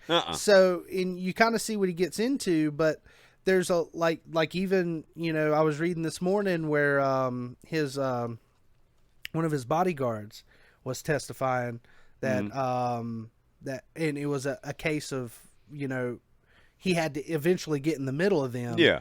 And what started it was she threw a Red Bull can. Huh. And evidently it was a full Red Bull can and just tossed it across the room, hit him with it. And of course he was flinging words. She was flinging words, and he kind of got in the middle of it. And she threw a punch and didn't connect. He blocked it, and she threw another bag of some sort. He said he couldn't remember if it was her purse or if it was something like a bag that had stuff in it similar. Like a carry bag or Was something. it filled with her poop? Well, and then there's that. I'm sorry, that but stuff but with you going through this whole scenario, all I'm seeing is Jack Sparrow in my head. I'm sorry. well, and obviously he was. Probably don't deserve this. What I'm getting anyway. Yeah, and he's that was really good. That by the way. was, yeah. That was really good. You do impressions too? Yeah, Is you that do. what your other, You your other do some thing is? impressions. But he he was, and even the bodyguard said like. I think she had said, "Well, you're a fucking nobody, anyways," and he was like, "Oh, shut up, you cunt!" Like that's literally the verbiage that. Shut up, you cunt. Yeah, see, so I mean, that's what I hear too. Like, you know how Johnny Depp's gonna be, but you knew he was trying to get away. I mean, he was is trying the to epitome of a defuse. rock star. Sorry, Yeah. a full blown actor rock star. That's what he is. And I mean, what's unfortunate? What do you expect? What's unfortunate for her is like that her career might be just done. completely. They've already cut over like 60% of her she's from only in Aquaman 2. It's like For like 10 minutes. Yeah, now that's all 10 she's minutes in. now. So Well, and she started this. It wasn't him. Yeah. Exactly. I mean, their relationship started this, obviously. Well, that's true, But she actively is the one that pursued this and tried to dethrone him. Really. Yeah. And now we can all probably all sit here and say that Johnny Depp is not a perfect human being. Oh, like far none of us are. No, none of us wouldn't- are. He wouldn't say that. Right. No. But I think he's probably even said a few things like on the stand and stuff. Yeah, like, yeah, Like, I you know, mean, I've done things. I don't Whatever. think it didn't sound like he had ever really put his hands on her. No. That's what it sounded like. It sounded like he had definitely destroyed some shit. Oh, yeah, 100%. Slam some Yeah. cabinets. Yeah, you know, stuff like but, that. but from what I gather, most of it is his shit. Yeah. You know what I mean? Exactly. I mean, it's his shit. Yeah, Yeah. he's and when you listen to the sound bites and everything that they have both captured, Yeah. that they're both using as evidence, like you can actively tell that like Johnny's doing everything he can to get away from this Yeah. girl. Yeah. Like he's just trying to walk away Exactly. and deal with it. And she's just not having it. It's just like she's having listening to her is almost like listening to like a 5-year-old. Yeah. Where it's just like, and I'm just like, are we really doing this? She's just like you said. She's just very very immature. Yeah, very, very immature. And like even in the room, like you can just see her face and how she's reacting to stuff, and it just seems really I'm off. sorry, but maybe it's just me. Whenever Really we off. get these celebrity actor court things, it just makes me think. I wonder how much of that is really acting. Exactly. Exactly. You know I what wonder mean? who's acting. I wonder, because who's y'all haven't been making millions for no reason. Yeah. Exactly. I wonder who's acting, who's doing Yeah. what. Which and the funnier part of the whole case has been the lawyers. Have y'all paid attention? Yes. Especially her lawyer. Yeah. Like that has been hilarious. Like there's a whole video of like him calling of like objections on himself. 100%. 100%. And it's like, why did And then you Johnny's do that? like, and Johnny looks at him and is like, I'm guessing that's objection, right? I'm going to that's go an ahead and object before I answer. When he's, mean, you know. it was funny because it was even like, I think Johnny was like, you asked the question. Yeah, like, exactly. he You objected asked to it, something. you know. You asked the question. Did I say something you didn't want me to? Like, Or one time they asked him, they were like, so you were drinking pretty heavily that night, and he was like, were you there? Yeah, exactly. Like, so stuff like that. so, I mean, we can have that conversation, but were you there? But were you there? Yeah. Like, And I don't know. I think, well, especially with this one's obviously televised because it's celebrities. Oh, yeah, 100%. But I kind of feel like there are probably more important. And that's kind of where I was going with the whole like. Yeah. There's stuff to talk about, but it's like, okay, what is this distracting me from? Exactly. I kind of wonder. What I've missed because literally. Which makes you think. Yeah. Well, I was messaging Nick when we were talking about the cast. I was like, "What are we going to talk about on the cast?" And it was like, "Well, we'll have stuff to talk about." But I was like, my phone has been filled up with Johnny Depp and football, like the draft because the draft And it was happened. Will Smith and Chris Rock. Last podcast, Yeah. it was Will Smith. You know what I mean? So I'm like, so- what the hell is going on? Like, Well, I mean- like when we started this podcast, there was a war that got started. What happened to that? Yeah. What happened to the What war? happened to COVID is what I want to know. What happened to COVID? That's a good Where, one. Yeah. where did the flu go the last 2 years? That's what I Where want did to the know. flu go? Well, it's coming back, evidently. I know. well, It's what's coming you know, back. you know what's funny is that I got back in style. I got ever since we started the podcast, you know, we got a Twitter, so then I was like, all right, I guess I'll get a Twitter too, just to follow the podcast page. But I get notifications from it, and I got a notification this morning that was like, K95s, or the WHO says that K95s are effective and safe, and I was like, ain't nobody been talking about masks for like months. Yeah. And then I opened it up, like the article, and I was like, this article was posted in like January of this year, because COVID was still pretty big, I guess, Yeah. at the beginning of the year. But now in the last couple months, it's like nobody's talking about COVID it, what? you know, and stuff like It's that. died So, down. And that's a good sign. That's Yeah. obviously it's a It good is. sign. But It's good for us musicians. yeah, it's really good for us musicians. Yes. It basically destroyed the music community Yes. for a long time. The only person that was touring during that time was Johnny Depp. I know, right? He was the only musician touring. Because that when I was listening to it, like they talked about a lot of stuff that happened in 2016 and 2017. Yeah. But then they started getting more present, and I was like, Johnny, you were on the road the whole time? And he's like, pretty much. Yeah. Like, Yeah. I was touring with the Stones or someone. Yeah. You know, like, but anyways, yeah, with COVID, I don't think it's as big. I mean, we obviously should be cautious. Oh, Everybody yeah, should 100%. be cautious, but why do we have to worry? Well, masks didn't work in the first place. We all know this shit. Like, For the simple I'm fact not- of the matter, okay, who are you protecting it from? yeah. Well, And it's- plus, on top of this, okay, you got your vaccine, so now you don't have it. Why the hell are you still wearing a mask? exactly. Well, there was a lot of inconsistencies in it, and I want to give the benefit of the doubt to everybody who thinks, and I think it's more because we just don't know. Exactly. And just say you don't know. Yeah, and that's fine. And I'm not saying that it wasn't a real thing, because, I mean, obviously, it was a real thing. Oh yeah. You know, but about it killed poor Blakely over Yeah, here. it put me down for. I mean, almost 2 but I weeks. think that it might have been publicized more drastically than what it Yeah, might have it was actually not. been. It was elevated way too high is what it was. It was not. It was not even close to the Spanish. Luckily, I never caught it. Supposedly, if you have O negative blood, which is what I have, you have a built-in immune to not catch Hell it. yeah. I've been around Nice. people. I've been around people the whole time that had it. Never tested Never positive. got Yeah. it. Never you just got got that good immune system, I was like, man. yes. Got that good immune Yeah. system. I was not. I don't think I got the original COVID. Yeah, I got you whatever got the mutated version Delta, that come out, the Delta. and that kicked my ass. And then since the last variant came out, that's when it started dying down because it stopped killing people. Exactly. And I think you're eventually gonna see that with. That's any why I say disease. it was a real thing. Yeah. I mean, it killed massive amounts it of killed people. a lot so, of people, but there's not another pandemic you can compare. No. To COVID-19, it was still not that devastating. Oh, yeah. It was devastating, but it wasn't. We made it. It wasn't the bubonic plague. I mean, it wasn't smallpox. Yeah. Well, and you think about like I remember when I was young when swine flu and bird flu was a big Exactly. deal. Yeah. Like we didn't give a shit. No. but it was still killing Yeah. people. Yeah. It was killing people though.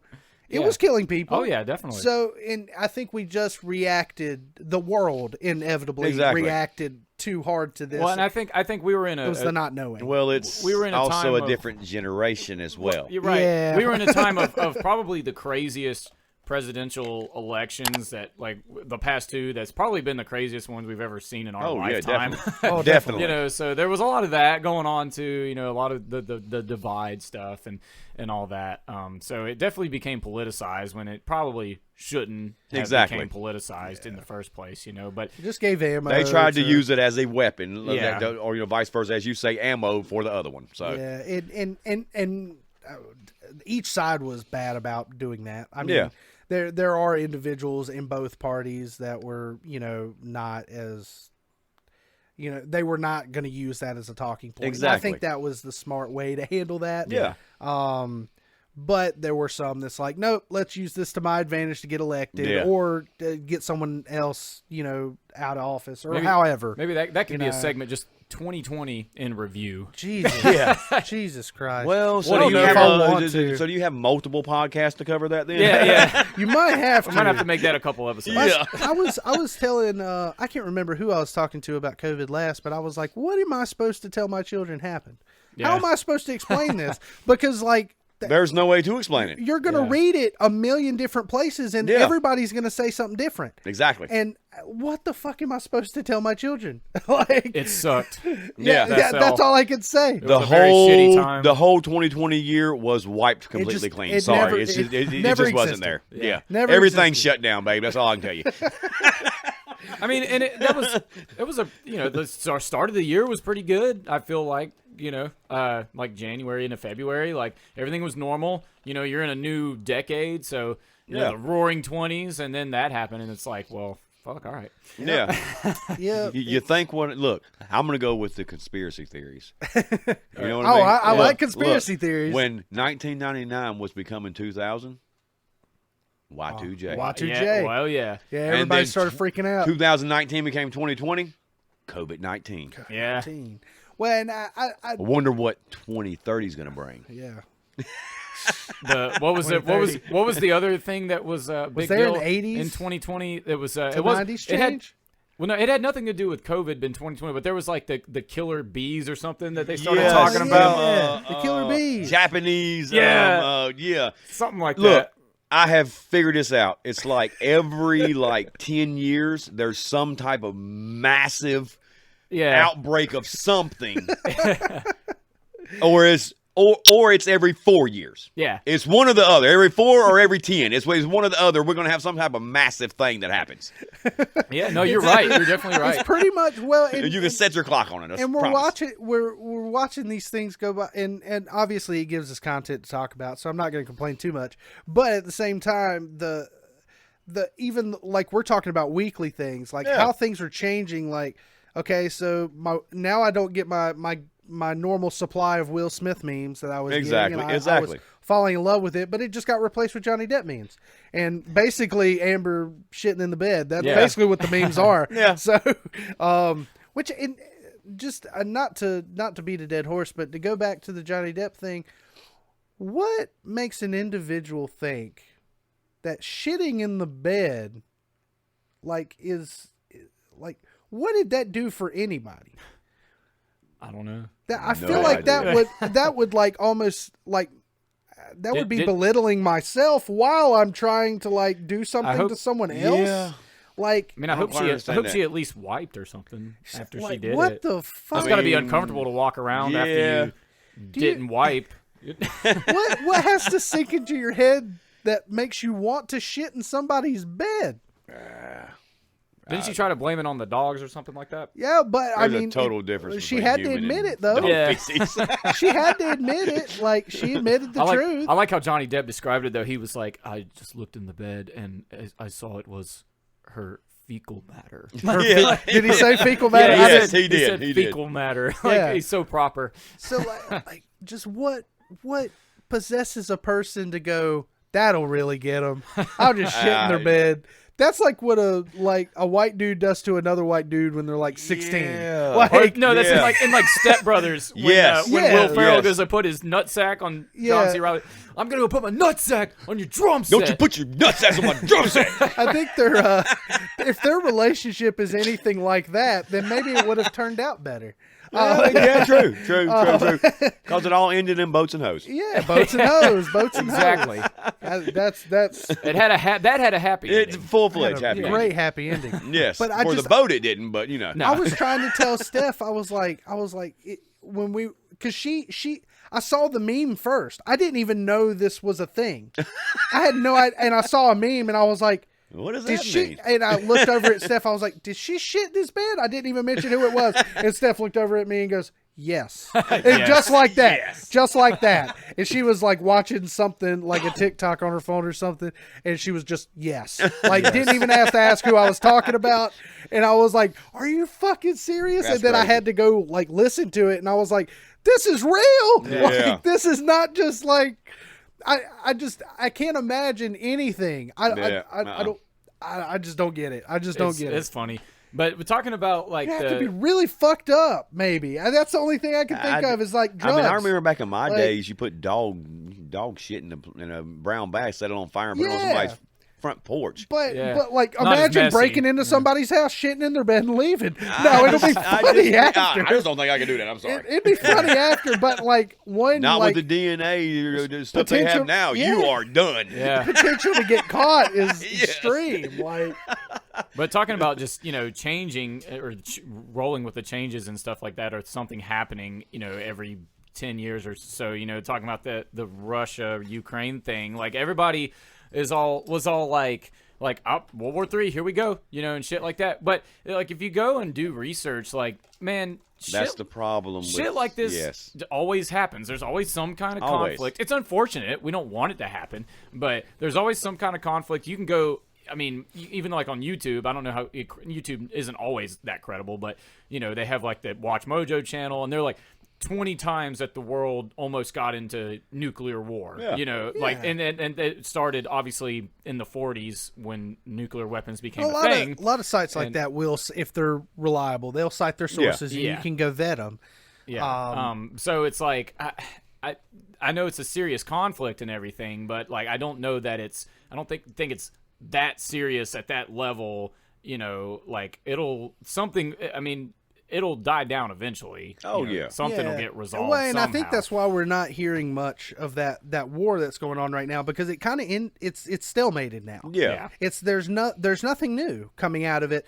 But the weirder thing is that, ironically, this, like, looking into the information now, it's like this was gonna happen regardless. Like, there was so many signs saying that this was gonna happen, and then all of a sudden it's just like we expected it.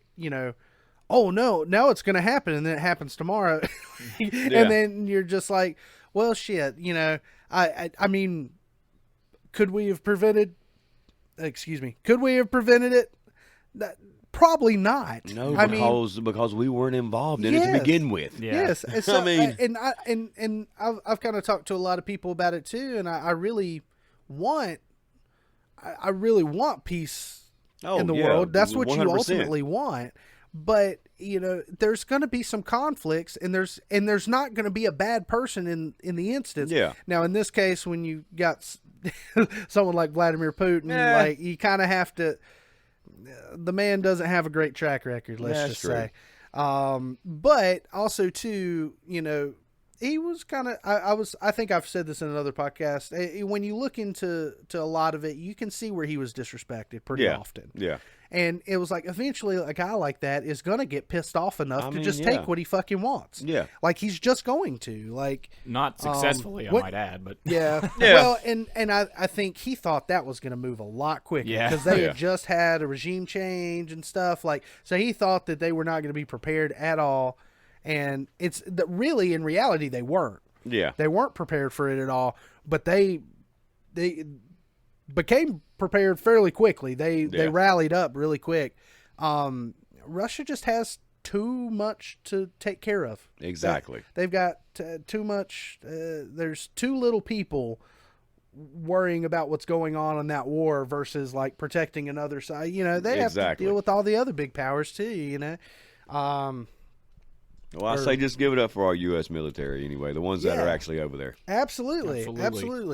And that's another thing too. I notice as I grow older, and this is probably just, you know, a thing that happens, but you really don't realize kind of what it takes to do that. Oh yeah, definitely. What it takes to do that.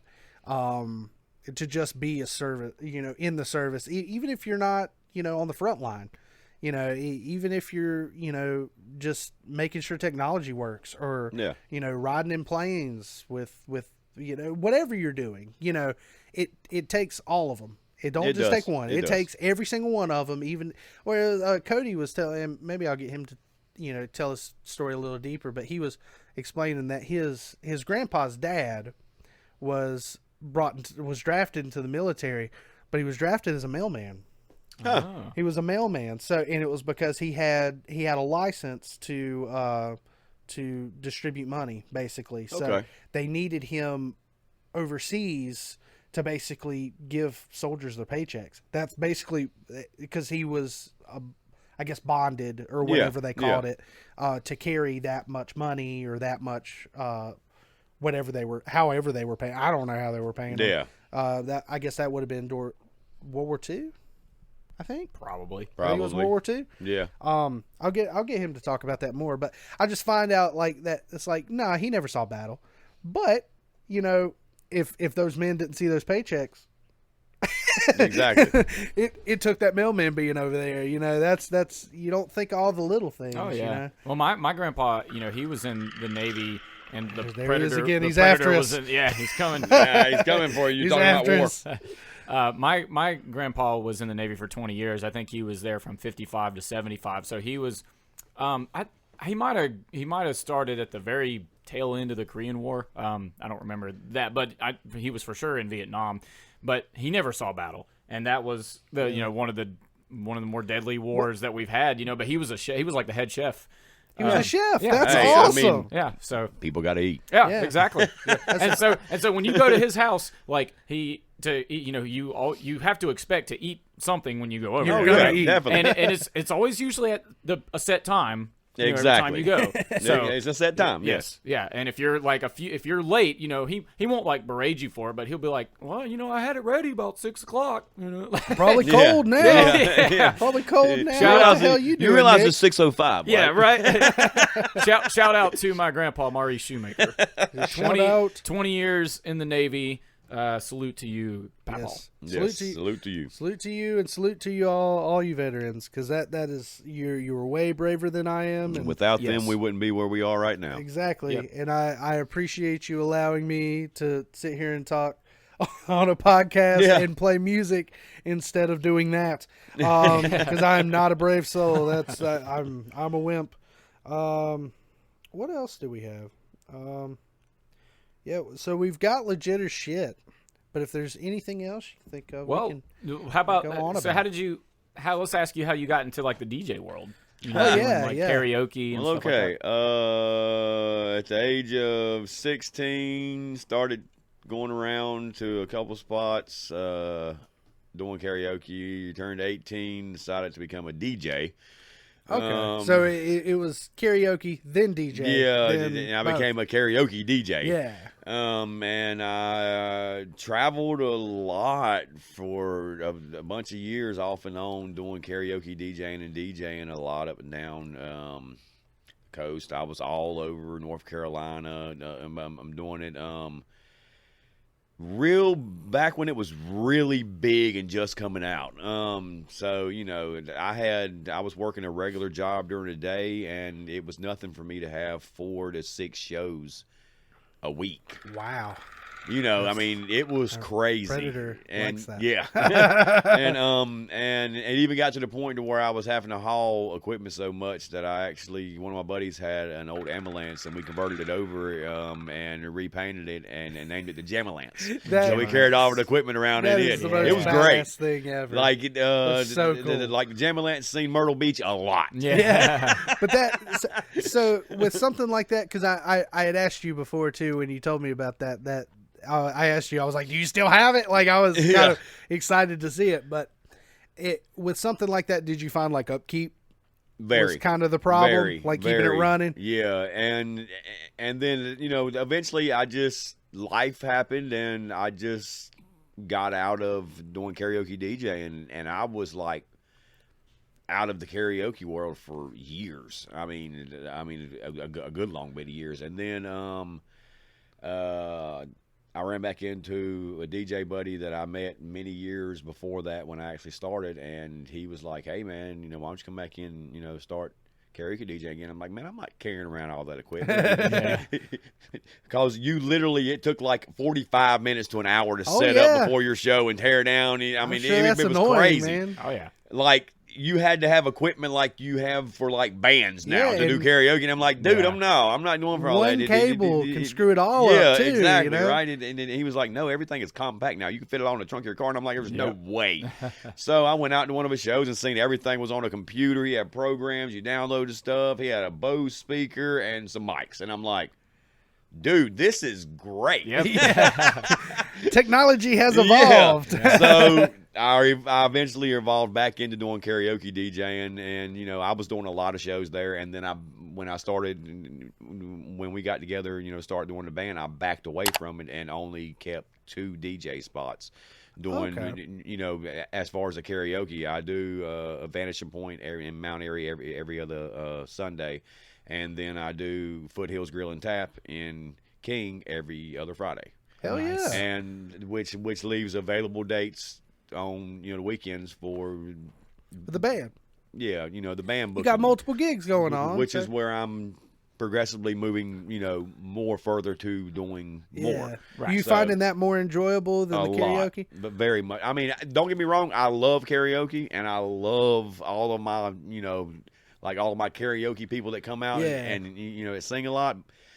But I'll probably always still do karaoke. Yeah, you know, here it's and kind there. of part of you. Yeah, at this but point. once the band gets up and going and really going, and you know, we're getting multiple shows every week or whatnot, I'll probably back off and only do karaoke DJing once a month.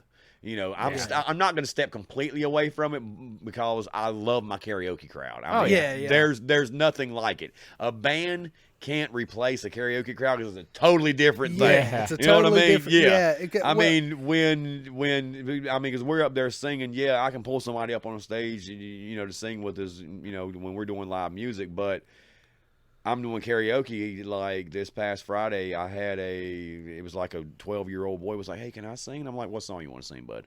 And I've had a 6-year-old girl, you know, just come up there and sing. I mean, there's moments that it just can't replace. You can't replicate it. You know what I mean? And I honestly, and this is just perspective, but also too, I feel like in some cases the karaoke crowd, it can be one of two ways. Where at a show, you're kind of getting, like we were saying, everybody's kind of in the same headspace, in the same, but in every karaoke crowd I've ever been in, it's been one of two situations. It's been a very chill spot. Everybody's drinking, having a good time, and the karaoke's going on, and it's great. It's just kind of fun, chill. Or it's a mosh pit. Or it is a damn. Well, it's honestly, in sometimes I guess depending on where you are and what you're drinking. Yes. Yes. It can be a totally different crowd, even 100%, to a show. 100%. Even to a show, because it's almost more personal, I guess. It is. Where you've got individuals coming up, you know, doing. Yeah, because I mean that's their 15 minutes of fame. Yeah, exactly. And I think I love getting people that have never done karaoke to come out to a show, and they eventually get up to do it, and I'm like, it's nothing like it. It's a thrill. Come on. Yeah, and they'll fun. get up there and sing, and then it's like they're hooked. Yeah. Let Now me they sing wanna do this. it I'm all the like, time. put it in. I think too that there's not, when you're a musician and you're performing in front of people, there's a certain thing expected of you, like like they're listening to you like specifically, and they're taking you seriously. Exactly. Right? Like with karaoke, it's like it's not meant to be it's taken all for seriously. fun. It's It's all all for for fun. fun. Yeah. Yeah. So So don't worry. Yeah, exactly. There's not a whole lot of pressure there. You know? Yeah. And also too, I guess they're participating in something and not necessarily being like Just sitting there and hired listening. as yeah, the they're actually, entertainment, just them. You know, Well, and it's everybody. It can be kind of something that somebody maybe they don't realize that they have a talent for singing or something like that, and then they get up and do it, and everybody. I've come across a bunch of people like that before. Yeah. Like they didn't even know they could sing. Yeah. And they get up there, and I'm like, dude. Yeah. and then maybe that maybe that inspires them to join a band or something like that. So that's cool as well. That's Cody loves karaoke too. Oh yeah. I talk about Cody a lot. He's basically my brother, but he has an untrained voice, I would say. No. So it's not necessarily that he can't sing. There's some songs he kills and some songs he has no idea where he's at. Exactly. But he sings them all the same, and I love it. Doesn't make a difference. I love it. Yeah. Because like you get in the car and you just want to jam to a song or say, like he's the first guy singing. And Hey, he that starts works. it. He starts it, and then we're all singing. There you go. So and he does karaoke a lot at the conventions and stuff too. Okay. Oh yeah. But as far as when you say karaoke DJ, so is it? Do you play songs on request too? I do. If there's not a whole lot of karaoke going on, we're playing music. Yeah. Okay, I get that idea. That makes more sense. At least there's something. Yeah. It's not just like dead silence. Yeah. What's funny is like, because I've obviously been a professional singer for a while now, and I've been in situations where, I've done karaoke before, and it's like I get way more nervous doing karaoke than I do actually like professionally singing. Me the same way. Right. And once he gets back from bathroom, long podcast, water, bathrooms happen. But I want to ask him about that because I feel the same way. I've only done karaoke once, and there was a lot more pressure on me. Yeah, I feel way more nervous doing that. I think it's because maybe because music's rehearsed typically, like in a band setting. I don't know. I can't really explain the feeling. It's almost like, okay, so remember when I was saying like I always get nervous before a show, and as soon as I get up on stage and start playing, it's gone. Like it dissipates. Doesn't do that with karaoke. Yeah. I don't know why. Maybe it's because I'm the only one. Maybe it's because you got like when you play a show, most of the time you have like a sound check before you kind of understand the PA system, and then you have your equipment, whatever. At karaoke, you're just handed a mic and you don't know anything else. You're just handed a mic and you see the lyrics on the screen, and that's all you got to go with. I kind of want to ask him about his equipment too, but I'm sure it's pretty similar to what you do. Yeah, I think I've seen it. It's like one of those towers, It's tower? like the sub and the tower. That's pretty much what you have. Is just a sub and a tower. So I guess in a situation like that, do you ever run music on your like off times and stuff? Yeah. Or? Okay. So is it how are you handling that? Is it just all in the same system? Do you need a board or anything? No, well, I know you have a mixer, but no, most of the time I just I'll find a playlist on Spotify or something and just run that. let it run. Yeah, just let it run. But as far as inputs and stuff, so are you running your mixer too? No. So you can so you're just doing it. There's a on the back of mine. There's you have a little bit of a mixer actually. No, I don't have a physical mixer for it, but you can download. That's the cool thing about technology. You can download the mixer onto your phone, and it works. Fuck yeah. It works via Bluetooth. So that's what we were doing that night at Kish's party. Remember? Okay. I was controlling it with my phone. You were actually controlling it with your phone. Yeah. That's insane. Yeah. And now that the man himself's back, I'm gonna ask him.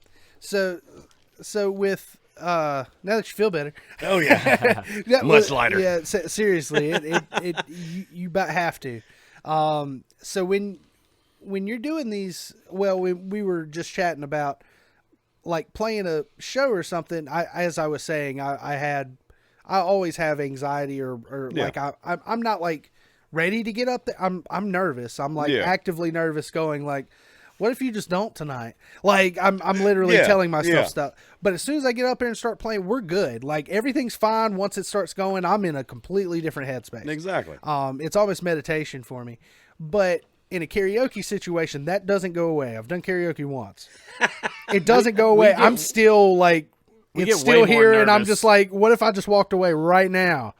I don't see. It's the total opposite. You're supposed to like just completely unwind Maybe- and have fun. See, again. yeah, Do you I think don't it's know because why. I'm a musician? Well, Like, we were talking Well, I about mean, it. that could be the issue because you are actually a musician, so you are automatically overthinking. Like, okay, I got to hit this just right. You know. Da, da, da. Well, that's what we were talking about. Like, so we were trying to figure out why is that? Is it because like when you're a musician and you're about to play a gig, you sound check with the PA system. Exactly. You kind of comfortable, You're maybe? comfortable with it, But it's like when you're doing karaoke, It's just like you're at the wheel of the DJ. right. Exactly. Yeah. You're handed a mic and you see the lyrics on the screen, and that's like it. So And it all depends on how good that karaoke DJ is. Depends on Yeah. how good you sound. right. exactly.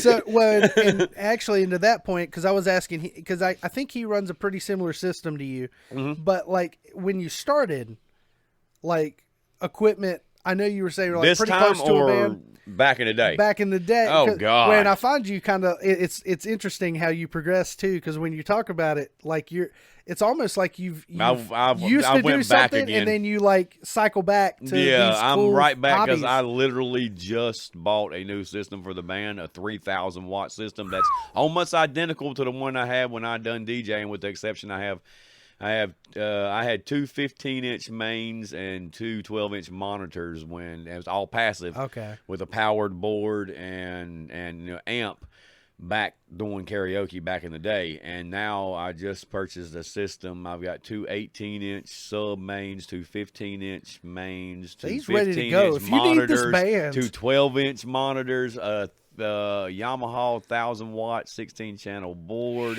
2,000-watt amp. We've got a 3,000-watt system that we can be heard clearly everywhere. Yeah, anywhere. They can, So as long as there's power. I've rolled right back around to having a fully passive system that's ran off of amps again that takes two cars to haul it. But in those situations, at least you got 5 other members that can carry a Exactly. piece. They can help haul it. Hey, your only job ain't to play guitar. Exactly. Yeah, exactly. You better be grabbing a speaker or two. Yeah. But as far as like your DJ gig now, like, so I guess compared to what you run, I know you kind of gave us the simple of it. Oh yeah. But are you just running like a compact I on a stack run sort of thing? depending on the venue. I can run anywhere between one or two of my Bose LP, compacts. Okay. Yeah, I mean, and So sometimes and one I doesn't run- give the yeah. job. I've got the EV equivalent of Yeah, that. It's yeah, the Evolve. and I actually run off of an analog 8-channel board. Oh, okay. Okay. So, because I was asking him Yeah. about that kind of as far as like mixing. Does he use a mixer, things like that? And he's, I do. He's saying, I use an 8-channel Behringer mixer, Okay. and it's an analog board, and it all plugs directly into my laptop. And so you're kind of going into that as your power and your sound, and then Yeah, to my actual Bose is my amp. yeah, Yeah. and then you're letting the board do its Yep. job and letting the laptop. Yep. Okay, that makes a little more sense. And I run on Bluetooth mics. That's awesome. Yeah. Well, and that So- makes it even more convenient for anybody who's singing too, Yeah. because like Exactly. you don't have to worry about disconnecting anything. and they can Screw something up. they can not, if they don't want to sing in front of the crowd, they can go behind them. Yeah, Yeah. It don't make a difference. they can sing at the bar. Exactly. Sing at the bar. Oh, that's crazy. I was telling him awesome. on my EV. I'm sure it does this for the Bose too, but you can download the mixer on your phone too. You can. and you can control You the can. levels from there as well. So that's pretty cool. Yeah. When I guess But I'm still set up in old school. Yeah, that's- Sorry. there's nothing wrong with I that. kind of like That's the mixing cool. board. That's how my dad is. Cause, Yeah, I like the mixing board. well, just like you, my dad over the last year or so has acquired a lot of PA equipment, and I keep telling him, I'm like, why don't you, because his board he's pretty big. I mean, it's about this wide. Yeah. And I don't remember how many channels it is, but it's quite a bit. And I'm always like, why don't you just get an iPad or something like that? Because a lot of times when you're running sound, you're wanting to hear what the musicians are hearing in the monitors, but Exactly.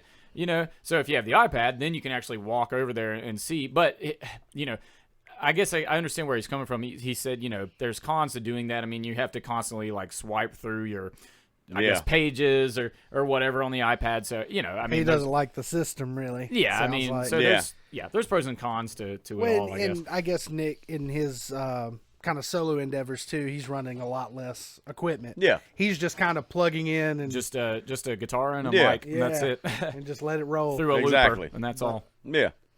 But with those, do you see that getting any smaller? See what getting smaller? Like, what? that got hilarious really quickly. But like equipment, like No. okay, so that's as far as if it doesn't- karaoke or band. Yeah, well, karaoke. Let's say. Oh no, So it's going to remain. there's no what I have way. right now. I'm not going to go any bigger or any smaller. Yeah. It's perfect for all of my karaoke venues. Yeah. It's perfect for them. So I guess I guess what I was trying to say is like, do you think that a company could develop something smaller than like both of y'all? Oh, most definitely. Do you think it could get that much better? I always wondered about, because we go through cycles. Yeah. And we go through cycles of developing electronics that are bigger. And then we go smaller. Yeah, exactly. And then we get it bigger. So now that it's going smaller, do you think that's going to be the case, or I mean, they're going to try to? They probably could. Yeah. Well, I guess they have most arrays are kind of large anyways, Yeah. and then now they've kind of compacted them. But I think it'd be really awesome if they. Well, there is that. I think LR Bags makes a system that's like a small, kind of handle held, PA, kind of more for acoustic gigs. But that's probably the smallest system I've seen. Oh yeah, definitely. But it's at the floor. Unless you stick it Yeah, on a stand or that's something. Because I was just thinking. I mean, I don't know how You're making it bigger. I don't know how you can get more compact than a sub with a tower that just sticks on the top. Yeah, of it, that you know. attaches to it and then unattaches. But I don't know. Maybe that could be a neat idea. Maybe you have the Someone sub, figure this out. Maybe you have the sub and then the tower. Instead of detaching the tower, you just like the tower just kind of collapses into the sub, and you use it, and you just have a handle and carry it that way. Would it turn into just a bar you put in front of you, like just a small bar on the floor, and it just somehow fills the room, like a sound bar, like on a yeah, TV, or like a something sound bar on a TV. I mean, or why something. not? Yeah, You know, if someone could figure it out and make it sound the equivalent, you know. Hey. Oh, that's another thing. Do you think those compact systems sound as good as like a big passive system, like you were saying? Depends on what model you get. Okay. So It brand does depend on matters. the model. well, not even the brand, because you can go with Bose or Evie. They're about, in my opinion, they're the top two for like compacts. They've got it figured out. But they do have it figured out. But you can get the base model in Evie and the base model in Bose Compact, and the Evie's going to have better features than the Bose, and the Bose is going to have better featers than the Evie. Yeah, So it's kind of like a trade-off. Yeah, so I mean, it all depends on, like I said, which model fits what you're looking for. Yeah. I'm pretty sure I have the base model. Mine's the 30, but there's a 50. And see, I have the LP1 compact, which is the base model for the Bose compacts. So Okay. but it's been doing great for what I use it for. So like if you were to like, let's say if you were to use two systems to mic a band compared to your passive system, you think your passive system is going to Actually, sound better? our first two live shows, I used a powered 10-inch monitor in front of us, a JBL powered 10-inch monitor, and my same exact karaoke hookup with both of my Bose linked together. Yep. Okay. And That's what I ran. Some bands are going that route. But the only downfall from that is I could run the guitar through it. I could not run the bass through it because the top speakers on most of those, especially the Bose, are only 2.775s. Yeah, they're blow not 'em. made to actually accept that much bass. You'll Yeah. blow So up. I couldn't mic up the kick, and I couldn't run the actual bass through it. So Yeah, that's a big So downside. the bass player had to bring their actual bass cabinet rig. amp. Yeah, big rig to actually be able to be heard. Yeah. But I mean, as far as clarity, the guitar and vocals sound freaking amazing. But you know what I mean? I mean, but So it's like almost like if you had I guess maybe both, maybe like something to just run bass through or something like that. That's interesting too, because I've seen sound clarity on those compact systems is amazing.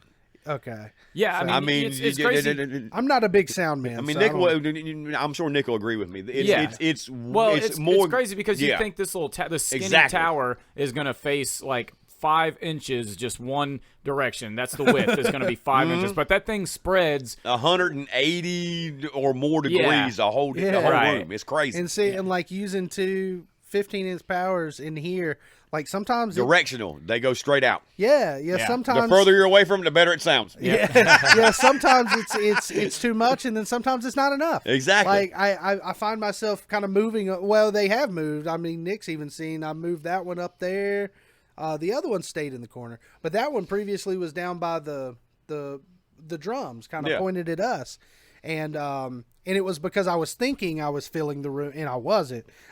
Well, I just had one low and one high. It makes more sense. The also good thing about the compacts, you can not connect the towers to them because they can't accept a lot of bass, and you can only run the actual bass bottom and use them as monitors.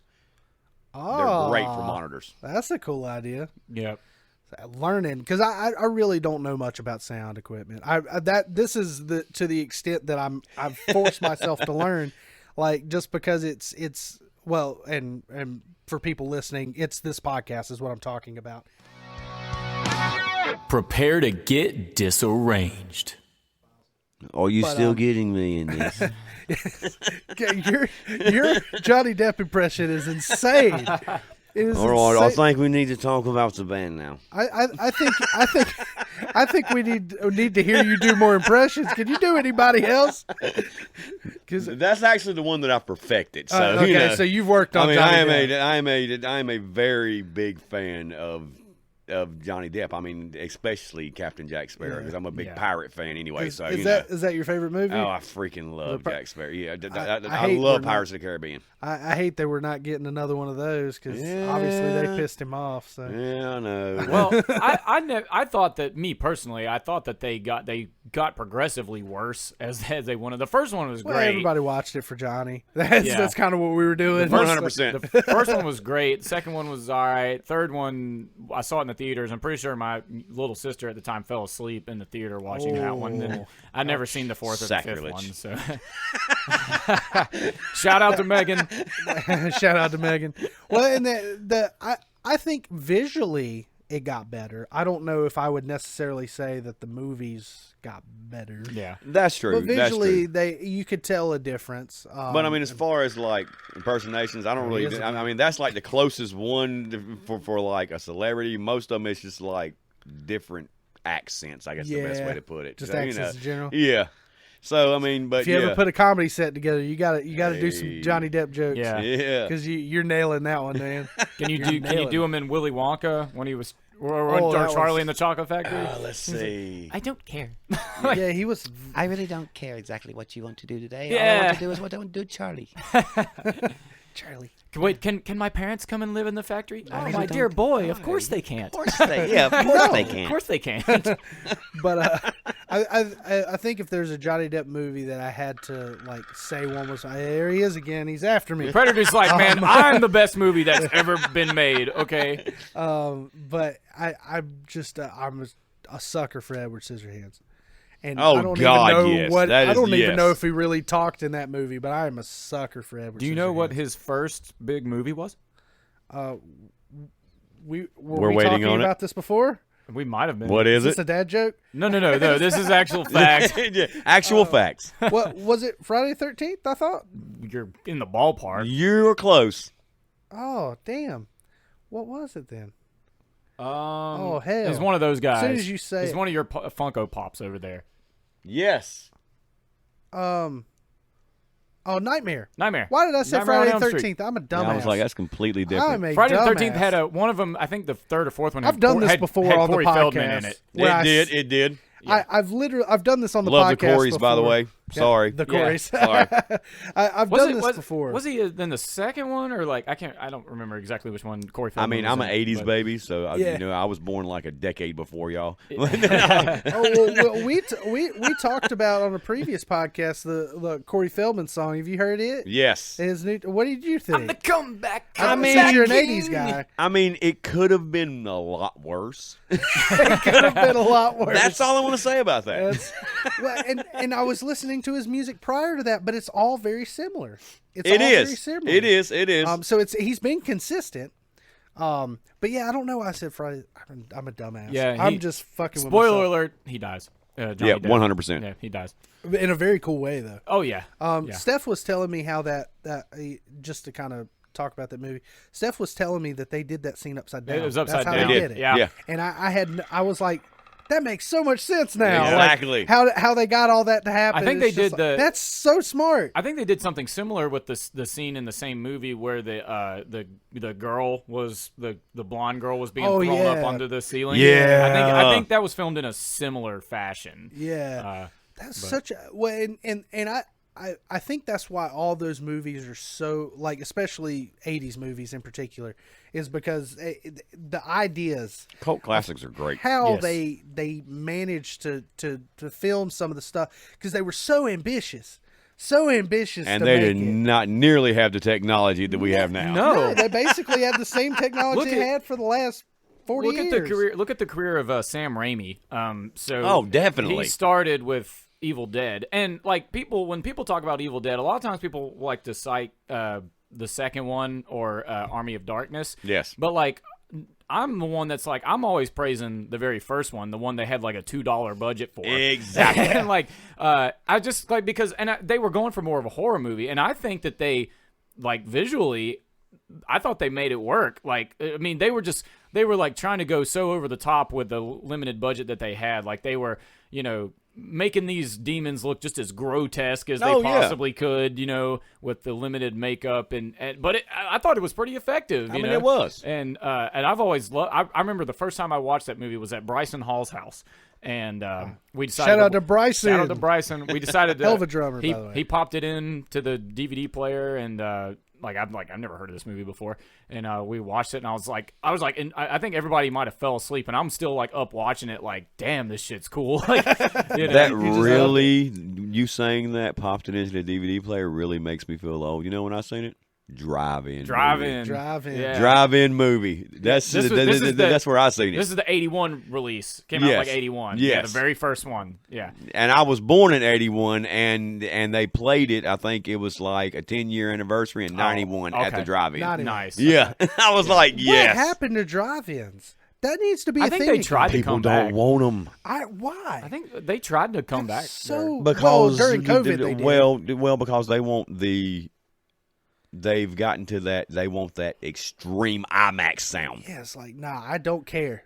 No, I could care less. Give me a big ass brick wall with pictures showing on it. I can tune in from my car. My car Thank you. stereo is so much better than it was so many years ago. Thank you. Like that was that's another thing that Steph told me that was kind of one of her dreams, is to just own a drive-in movie theater, and it would be so cool to do it, but yeah. risky. Oh, 100%. So risky.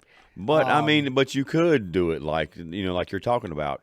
There, instead of having the little window hanger speakers, you could Yeah, actually fuck that link it, shit. Bluetooth, Wi-Fi, link it to your Yeah. actual car. Yeah. That's what I mean- they did because during COVID, obviously, everybody's stuffed in the house. We just wanted to fucking do something. Exactly. And they were doing some movies over there at the fairgrounds in Winston, and it was an older Batman. I can't remember which Batman it was. But we went to see the movie, and they parked us, and then basically you tune into a radio station, and they're running it through the radio station, and you would think that, okay, well, signal, and everybody's on, signal waves, it might not be that great, but I mean, the sound system in the truck was cool. Yeah. Like it worked. It did exactly and it what allows it you was to supposed stay do. in your confined area like they Yes. wanted you to, and you're out of the house. And you're out of the house. And my mom always used to talk about, the best part of it was she could send the kids to the playground. That was like Exactly. her favorite thing is like she's there watching a movie and the kids are literally there in front of her on the playground. Yeah. And she knows exactly where they are. She can see them at any moment, look down Well, at see, any I grew up moment. in Kernersville, and we had barrel air driving. Yeah, yeah. It was great. Okay. Yeah, what the hell happened? Well, and I remember back in I guess it would have been the late 2000s, there was that one in Mount Airy. There that was. My second mama, Cody's mama, used to take us up to a lot, and we would basically get out on the grass, Yeah. and we just sat out a blanket, and me and Cody do whatever the hell we wanted to Yeah. while we're watching the movie. Whether it was, playing with action figures or Exactly. jumping around, being kids, whatever we were doing. And, but we got to see the movie. That's how I saw. Look, all these things are coming back in. I think drive-ins need to definitely come back in. That needs to come. That needs to Yes. be a thing. Everybody likes to show off their cars still. Exactly. That's a great place to do it. I've Like, actually never been to a drive-in, but I will say I discovered the movie The Shining from a drive-in. So if you've ever seen the movie Twister, How? have you ever seen the movie Twister? Yes. Yeah, I love Twister. Great freaking movie. All right, there's the scene where they decide to stop at a drive-in one night, Yes. Yeah. and the Yeah. movie that's playing on Is the Was it screen The Shining? is The Shining. But then it's Did funny. you just wanted to know what it was? Johnny. Yeah, and that's how I discovered The Shining. But then and the scene, all of a sudden, this huge ass F5 tornado just comes and rips the whole screen down, and then it's like everywhere they go in that movie, the tornado is just like following them. 100%. And it's getting bigger as the movie A progresses. lot of people talk about how corny that movie I was. love that movie, dude. But like, movie's great. Exactly. I fell in love with it. Oh, It's yeah. The first time I watched it, I was like, "This is we need more." What But a- I think the last big one we had that was kind of weather oriented. That might have been the day after tomorrow, or was that? No, there's probably been more recent ones. 2012, maybe. 2012? 2012. 2012? Yeah. They need to do more movies like that. Like I just find that big catastrophes like that are fun to watch. They ever made a movie about they ever made a movie about Scare the shit out of me. like- I don't care. like when Pompeii exploded, or Yeah. maybe they should make a movie about that. Oh God, and that poor guy that got caught masturbating. That's the only thing I remember for that. Oh my god! Is that you see that everywhere? Is that Yes. one guy just laying there holding his dick? Like that shit's funny. He died doing what he loves doing. Hey, what are you supposed to do? Yeah. You That's are true. minutes from death. You are minutes from death. Where's the nearest woman? Okay, so well, obviously make sure she's consenting, and if she's not 100%. consenting, then do it. grab your dong. Like, just do it. Pull a Pee Wee Herman. Hey, Yeah, whatever. pull Yeah. it. Ain't nobody watching. We all died tonight, so Yeah. yeah, no, ain't gonna be no judgment after this. But yeah, I hope the whole Johnny Depp thing goes good for him. I do as well. If he did something wrong, I hope it comes to light. Exactly. But I really think he did nothing worse than calling her a cunt. Exactly. Is what it sounds like. So, or that's what I'm getting from at Which least is the court completely in his repertoire of words he uses. Hey, it's speech. It's Exactly. speech. And I know speech can upset people. That's why he called her a cunt. He wanted to upset Exactly. her. That's exactly what he was trying to And do. she retaliated by And- shitting in his bed. Exactly. Shitting in his bed. Yep. Well, and honestly, shitting in his bed ain't the worst thing she did, which No. is like really kind of saying something. I mean, I don't think, unless she was like trespassing or something, well, they were married. You can't get in trouble for shitting In your own bed. Yeah, and inevitably, what was your own bed? Yeah. But I almost wonder if that. I feel like there's got to be more context to that. The whole shitting in the bed thing. Oh, I'm sure There's there got is. to be something I'm missing, because to me, like, that just is so off the wall. Like, of all, I really resent this person. I'm gonna shit in his bed. Yeah. Like, Yeah. I mean, I can understand shitting on him while he's in the bed, but not just the bed. Like Like, shit on you, you're a piece of shit. it just doesn't. It doesn't make any sense to me. But it is what it is, and that's how she decided to handle it. So, Hey. Hey man, Now, and I think what not to praise Johnny Depp or anything, but if she was legitimately beating on him, Oh yeah, the way 100 she was, Yeah, or the way it's sounding, then kudos to him for like not mentioning it. Yeah. And like not making a big deal out of it, Yeah, and just exactly. living his life and finding a way to get away from her. yeah. That kudos to him for handling. I mean, that. abuse happens in both ways. Men beat women, women beat men. Yeah, and It's just the way it none is. of it's okay. No. It's No, none of it's like okay. if you're getting your ass beat, then yeah, whip their ass. Exactly. Like do what you got to do, but that should be a defensive measure. Exactly. We should be able to control ourselves and be adults. But just to kind of follow along there, I think we should go ahead and do legit or shit. Legit or shit. Okay, so this is a I little, lose at this a lot. this is a little segment that it's kind of like 2 truths and a lie. So it's basically I'm just going to give you a thing, and you're going to tell me if it's legit or shit. And the best part of this is this whole segment was inspired by a Sunday drinking night that Nick Branscombe had, and he's like, "What if we do legit or bullshit?" Like, and I'm just like, "Yep, that's happening now." I think one day we should like do one of our podcasts. We should like get drunk while we're doing it and Oh, just see God. what the end result God. ends up being. I guess we could. Oh yeah, And well, especially now that I ain't got a job to go to in the morning. right. Yeah. So, That sounds horrible, but it's at the same time like I'm just gonna try. Look, I'm looking forward to possibly, if that day does come, being like, yeah, all I gotta do is get up and scratch my balls and go sing a song tomorrow. Yeah. I'm great with this. That's what you want to be able to I'm do. okay with If that's all I gotta do, then let's do it. I mean, sometimes I gotta scratch them twice. Well, yeah. There are 2 of them, so. Yeah, there are 2. But I also, before we get into that, I meant to ask you. I don't know if we really elaborated on this, but do you do a day job, or are these gigs kind of your thing? No, I do. I'm actually I work full time Monday through Friday at Foothills Building Supplies in Pilot Mountain off Cook School Road. Okay. I run the whole left side of the building. I'm the in-house steel sales rep and in-house steels Damn. service tech. I actually work on all of them, and You're staying and busy, I actually man. run all the nuts, bolts, screws, nails, Milwaukee, DeWalt, pass load. I'm over all of that. Nice. So are you like? Okay, so you've got Monday through Friday responsibility. Boom. Yeah. That's 8 to gotta 5. be 8 to 5. That's got to be responsibility. And then you're practicing and playing all these gigs, and then doing the karaoke DJ stuff. Yeah, I have no time. Yeah, no, that's what I was about to ask. Like, where the fuck do you have time to yourself, dude? I don't have no time. Like, time. like we actually done a impromptu.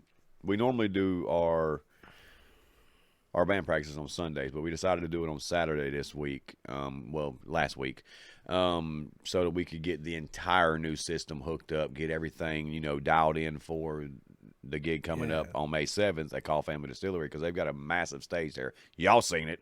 Yeah. If you've seen the videos, yeah. it's a massive stage. It's- So I and we're gonna have to actually- use our own system there. So Not to veer too much off topic, but I played there once last year in June, and they hadn't quite had it built yet. Yeah. So I played like inside in the bar area. Oh, very yeah. small. So I done karaoke in there once because they had a DJ cancel on them, Yeah. and that's how they actually got me to come up there. Was like, could you come do karaoke? I'm like, sure. I went up there, and then he found out I had a band. He's like, hey, what's the name of your band? We're doing a battle of bands. Want to join? And I'm like, dude, we ain't been out long. He said, it's all right. Yeah, it's all right. And we wound up And then winning. you win. And then you won. won. So, So, fuck yeah. Yeah. Well, I mean, and opportunity is a big thing. Yeah. So yeah, we'll run through legit or shit, and then we'll see right. where that carries us. And that, some of these too, we found that these legit or shits ends up starting conversation too. Just because they're just a lot of the time I just pull like the most off the wall Yeah. shit.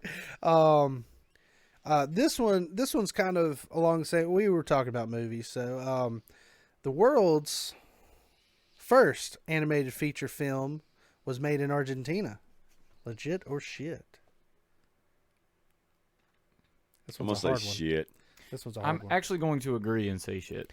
It's legit. Good God. It is legit. So most people. Some little 13-year-old Asian kid, wasn't it? well, Argentina.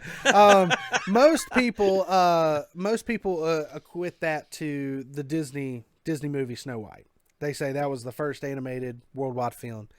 But it was not. No, yeah, I don't agree with that one. It was not. I think it was the first Disney It was. animated, and that's why they think that. But it was actually an animation called El Apostle. I think I'm saying that right. Apostle. It was political satire. Oh, nice. It had 58,000 drawings in it. Nice. That's a lot of drawings. And it ran for 70 minutes, according to Guinness Book of World Records. But I've always wondered, and I guess I'm going to figure that out very quickly because I'm actually animating to an extent something for Nick coming up here soon. Stay tuned. Yeah, stay tuned. But 58,000 different pictures. That's a lot. Do you think there's? I mean, we've got technology now that almost generates this stuff while you're doing it. But at the same time, like, I wonder, like, with cartoons and things like that, just in general, just something you'd watch as a weekly 30-minute show on TV. It's just like, how many drawings are they actually drawing out? Exactly. Like, and then what's being animated, and it just I can't imagine. Well, in South Park too, I remember hearing that South Park had like cycling drawing riders. Yeah. Like where it's just like one team's doing one episode while the other team's releasing an episode, and they just kind of cycle that way. So I guess you just have to have just manpower. Yeah. Consistency and manpower. A lot of flipping. A lot of flipping. Okay, so this one's a good one. So well, and this is funny too because of your ringtone, but without predators, lobsters are immortal. Legit or shit. Like excluding any predators that might want to eat them, like us. Immortal. Yeah, they are immortal. I'm gonna say Legit or shit. Yeah, I'm gonna go with shit on that. Okay, it is shit. Yeah. But it is a common misconception. A lot of people do think that they are immortal. And actually, Cody told me about this first. I bring it up, Cody. Shout out, Cody. Next episode. He told me about this because of a saying that it was just kind of a meme saying, but it says, "What do? Do you devolve to monkey or evolve to crab?" And I was like, "What? Like, well, I didn't really understand the concept." And he's just like, "No, like meaning devolve is like we evolved from primates, but." He was saying evolve is the reason why it evolved to crab is because most things in their evolutionary track turn out to be a crab. But that got us on the conversation of lobsters, and they are not biologically immortal, but they do produce an enzyme that repairs their cells and helps DNA replicate indefinitely. Huh. Wow. Which a lot of people We found bring the that fountain up. of youth. Yeah, Get a lot all of the people. lobsters. That's exactly what they're trying to figure out is why a lobster can produce this enzyme, but we can't. And it is thought that most lobsters, they'll only max out at a certain size. Yeah. Because of the shell growth, Yeah. not necessarily what's inside. So they eventually get too big for their shell, and it eventually kills them. Okay. So really, if their actual shell could keep going, they would be immortal, but they would be humongous. Like they would. Godzilla's. People wouldn't be worrying Yeah. about sharks no more. Yeah.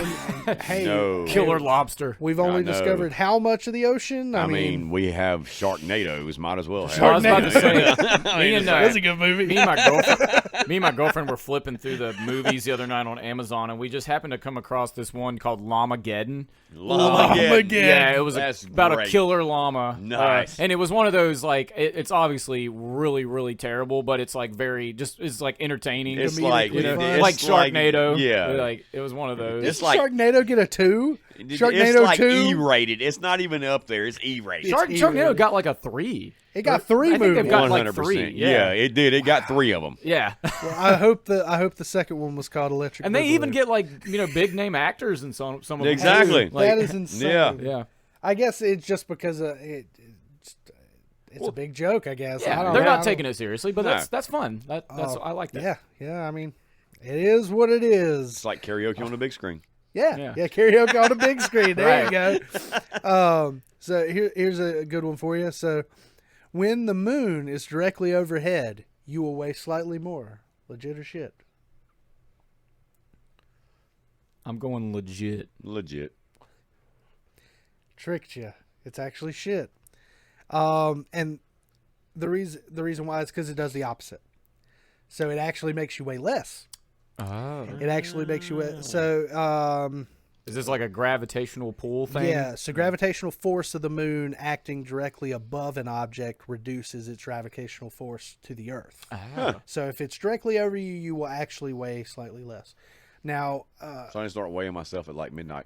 yeah, that's what I was saying. Like, how do you plan this? How can I do this? See, How can I do this during my doctor's appointment? So that is the closest thing that we could probably How did get I gain to 15 more pounds?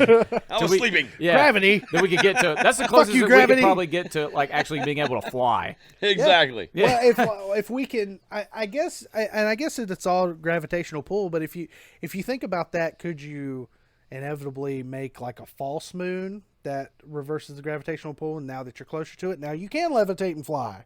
Come on, Elon. Hey. Yeah, figure it out, Elon. Exactly. Oh, we didn't talk. Just make anything sure about Amber that. doesn't beat you in the process. Yeah, because he dated her too. Yeah. Don't. Poor Elon Musk.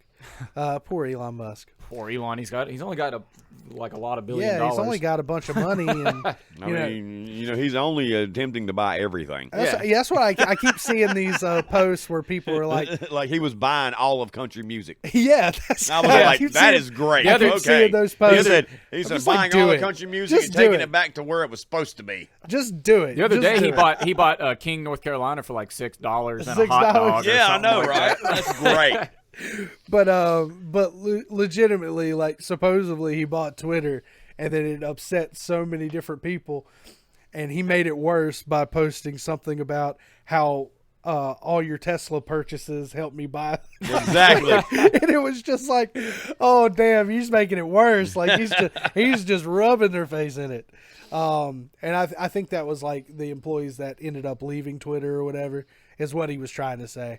Which who knows if they drive a Tesla, but I'm just gonna go out on a limb and say if you work at Twitter, you're probably driving a Tesla. Yeah. Like, I would drive a Tesla if I could afford one.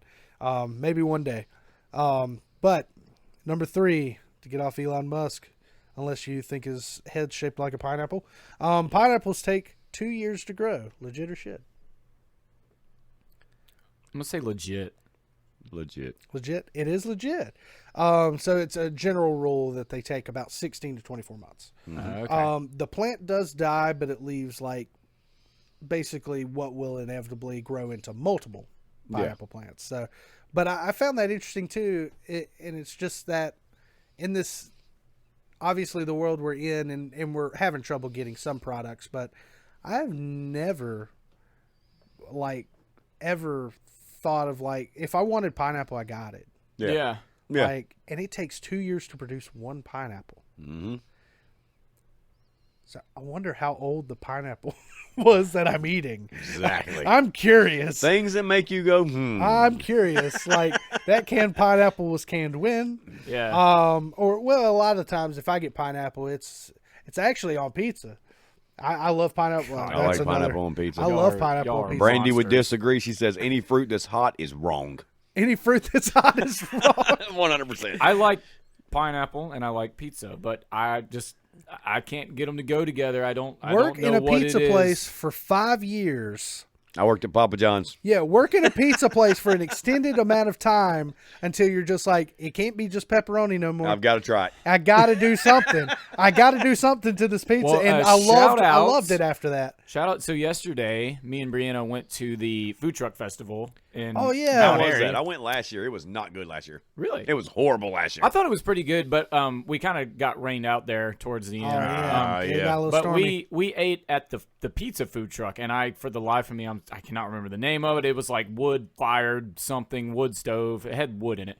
And Shout out to the wood in Wood it. stove, can- I'm fire, gonna call brick, it wood in pizza it. place. Go to the Wood Food in it Truck Pizza Festival Truck. info on Facebook or whatever. You could probably find it. But The wood in it pizza truck. I was basic. I had a slice of pepperoni, but Brianna got a slice that had like honey in it or something like that. Oh, yeah. And but it was also spicy. So Like it the was hot honey? hot Yeah. honey. I Yeah, I freaking love A honey hot sriracha. Yeah, It's the it honey was- sriracha. Right. Yes. And it was she only had a bite of it. It was pretty good. There's a pizza place down near the mall called Bricks, Yes. and they do a it's if you like goat cheese, it's got goat cheese, but it's Italian sausage, goat cheese, and honey sriracha, and it's so damn good. Yeah. Speaking Like- about yesterday, not to get off no, topic. you're good. Not to get off topic.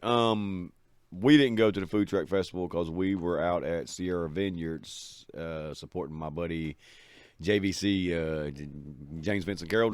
We was Oh, out yeah. supporting him. He's written for anybody that doesn't know him. If you're a musician around here, you know him. Oh, yeah. you Yeah. know what I mean. Oh, yeah. But Do we have him scheduled? Not yet. I need we're to go we're back and working talk. that out. Yeah, we're I'll working work it that right out now. for you. Yeah, we're working that I'll out. work- He will be Because on he's here. actually off only on Mondays for the rest of the year. right. Really? And So- we've- That's fucking great. Well, I've told him. We've actually discussed that prior. We just haven't set a date yet. But That's whether fucking awesome. whether he wants to be or not, he's going to be on this podcast. Yes. So- Well, we've talked, and he actually wants our band Stillwater Junction to take a couple of his songs, make them our own, and Oh, that's cool. release them. And I'm like, dude, I would be great for that. He's like, I don't want nothing but recognition of writing. Yep. That and, is and I'm awesome. like, dude, you got to do something. He's like, if I happen to make it to one of your gigs, I'll get up there and sing with you. There I'm you like, go. man. yes. That's James- fucking awesome. James is awesome. Yes, James Vincent Carroll. Look him up. He is Man, amazing. he's playing just about everywhere. Yes, Oh, yeah. Like when yes. you look at his schedule, it's like there is opportunity to see the him. only It is a great days show. he has off for the remainder of the year are Mondays. That's it. That is insane. He's got it figured out. He does. He does. What am I doing wrong? Yeah. Well, we've actually talked about that on a previous pod with him, like with my acoustic shit. Like, why am I not playing 6 nights a week? Like, you know, like Well, you're damn near doing something. Every Yours is day. I've been keeping a close eye. Yours is picking up. yeah. Yeah, he's playing it out a lot more. So I think we've got one more. Do we have one more? Yeah, we've That got one more. shit.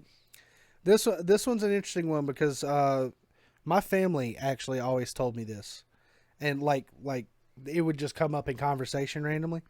So here's for y'all to determine if it's real or not. Women blink nearly twice as much as men. Legit or shit? I think I blinked when you said that. I can't remember. I think I think that's legit. it was I had a cousin that would said that frequently. He would like do something in front of one of my other cousins and just be like, "It's because you blink more than I do," or like he would say that women blink more often. I'm gonna say shit. Let's say I'm shit. going to say legit. It is actually shit. Oh. So I I'll say shit to that. oh, fuck that. I'll remove my previous statement. I'm Captain Jack Sparrow. Well, I know I'll- exactly who to I'll- get in here when I need. I object to that. Yeah, I object to that. I know exactly who to get in here when I need Johnny Depp's voice. Just to edit. I have no idea who you're talking about. So good at it. But anyway, so scientists actually, measured this out, and it's pretty close. It's not. You couldn't tell a difference. Every person was a little different. Yeah. But evidently, you do blink 2 to 10. You do blink each 2 to 10 seconds, on average. I don't believe it. So that's all they Staring figured out. contest. right now. That's all they figured out about it. But yeah, so that was legit or shit. Did y'all keep up with who got what? Y'all got pretty close. I think I think we were like the last one was the only one that. Yeah, there's the only one that we were that we was different. Yeah. on. Everything else was the same. Yeah. Yeah. So that one. I was think a Nick little got smoother. me. Yeah. Well, like yeah, one. with the last one. I so- object to that though. Objection. Yeah. Were you there? Were you there? Were you there? I think I was there. What was the other one? I can't. There was one that guy kept saying. Gosh.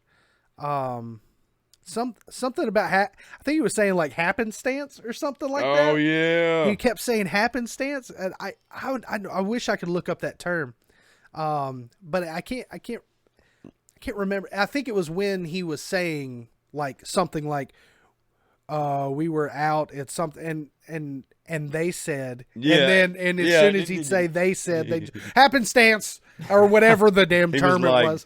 He was like object.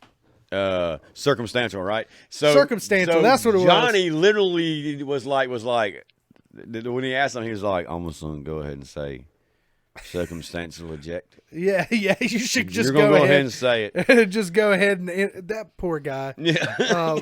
Well, just like even like his lawyer buddy was like over there just with his hand in his face, like you could just tell, like he was just like, can't believe I'm working with this fucking fool. like I guess when you're in a lawyer situation, or I guess there are good and bad lawyers, and you're gonna have to work with some idiots here and there. But anyways, is there anything else we need to add to this? As far as the band, did we cover like upcoming dates? Yeah, I can go back over them again. One more time, just for the end. This tonight, because you'll be hearing this on Friday you'll morning. be hearing this on Friday. Tonight, May 6th, we will be at Pilot Mountain Mayfest on the big stage. We hit the stage at 6, play from 6 to 8. You can come on out. It's free for the public. Multiple vendors will be out there. Lot to do. It's a lot to do. There's also another band that's going to be out there on Saturday night from 6 to 8 called Carolina Rush. DJ Steve, who is with me with the rest of the karaoke part, he's going to be DJing it the whole entire thing, day, night, Friday, Saturday, Sunday.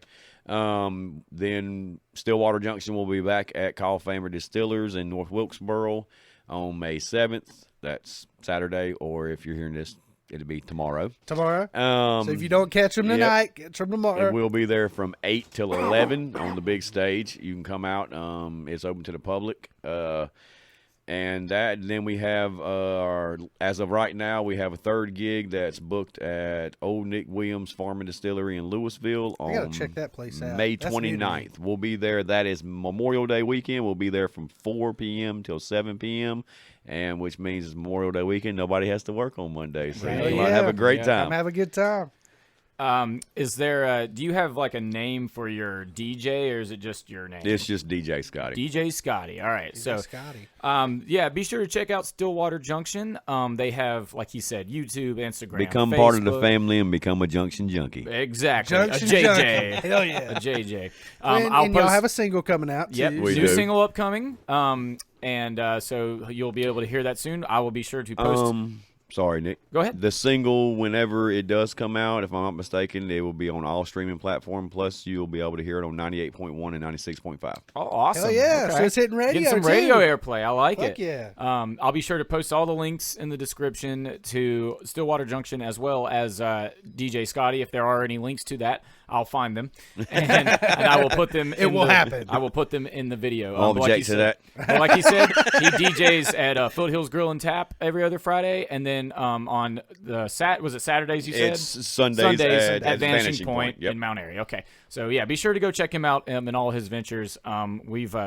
Dude, thank you for coming on, man. Oh, It's yeah. been a blast. I greatly appreciate y'all having me on. Absolutely, man. We'll definitely get you back on here, too. Hopefully next time we'll have the band, and you might go ahead and Yeah, our absolutely, single will be yeah. released by then. Hopefully we can go ahead and play it for you here. Yeah, Hell definitely. yeah. Hell yeah. man. We'll have and hopefully I'll have the damn podcast room ready. We'll It'll have be some all right. video too. Hey, that'd that's be what great. We're so stay tuned. This podcast will become video, and then shortly after that, I'm planning for it to be live. So There you go. So hopefully you'll be able to tune in when it's happening. You can All right, Howard ask us- Stern. Ask us questions. I'm gonna do it. All right, I'm Howard gonna fucking do Stern. it. Yeah. Well, I've been thinking about this podcast. It's like, how can I make it better? Well, I want to do that. And how can I make it better? Well, I want to do that. So I'm just kind of like There you go. adding shit There you on go. as we're going. But anything else, Nick? You think you good? No, I think I've covered all the things I want to cover Yeah. for Yeah. tonight. This has been a really good cast, and again, thanks for coming, brother. I appreciate It y'all is, having me on. Absolutely. It's been a great time. It's been 2 weeks. We will see you in 2 more. So, no. gotta do is before get I'm disarranged. Yeah, before I do Yeah. this, if you can for us, this is just kind of a thing I guess Needham has set precedent here. If you will, just say, say your name and say get disarranged after is how we're doing it. So, and I'm going to play with it. If you want to do it in the Johnny Depp voice too. Do it in the Johnny Depp voice, that will be please. Great. Please do it in the Johnny Depp voice. This is Johnny Depp and get deranged. That was great. Nobody's going to have This is any Scotty Williard, and y'all come on out and get deranged. Yes. All right. Awesome. Well, and now I'll do it. So it's been 2 weeks. We'll see you in 2 more. Y'all have a great night, and thanks for listening. Prepare to get disarranged.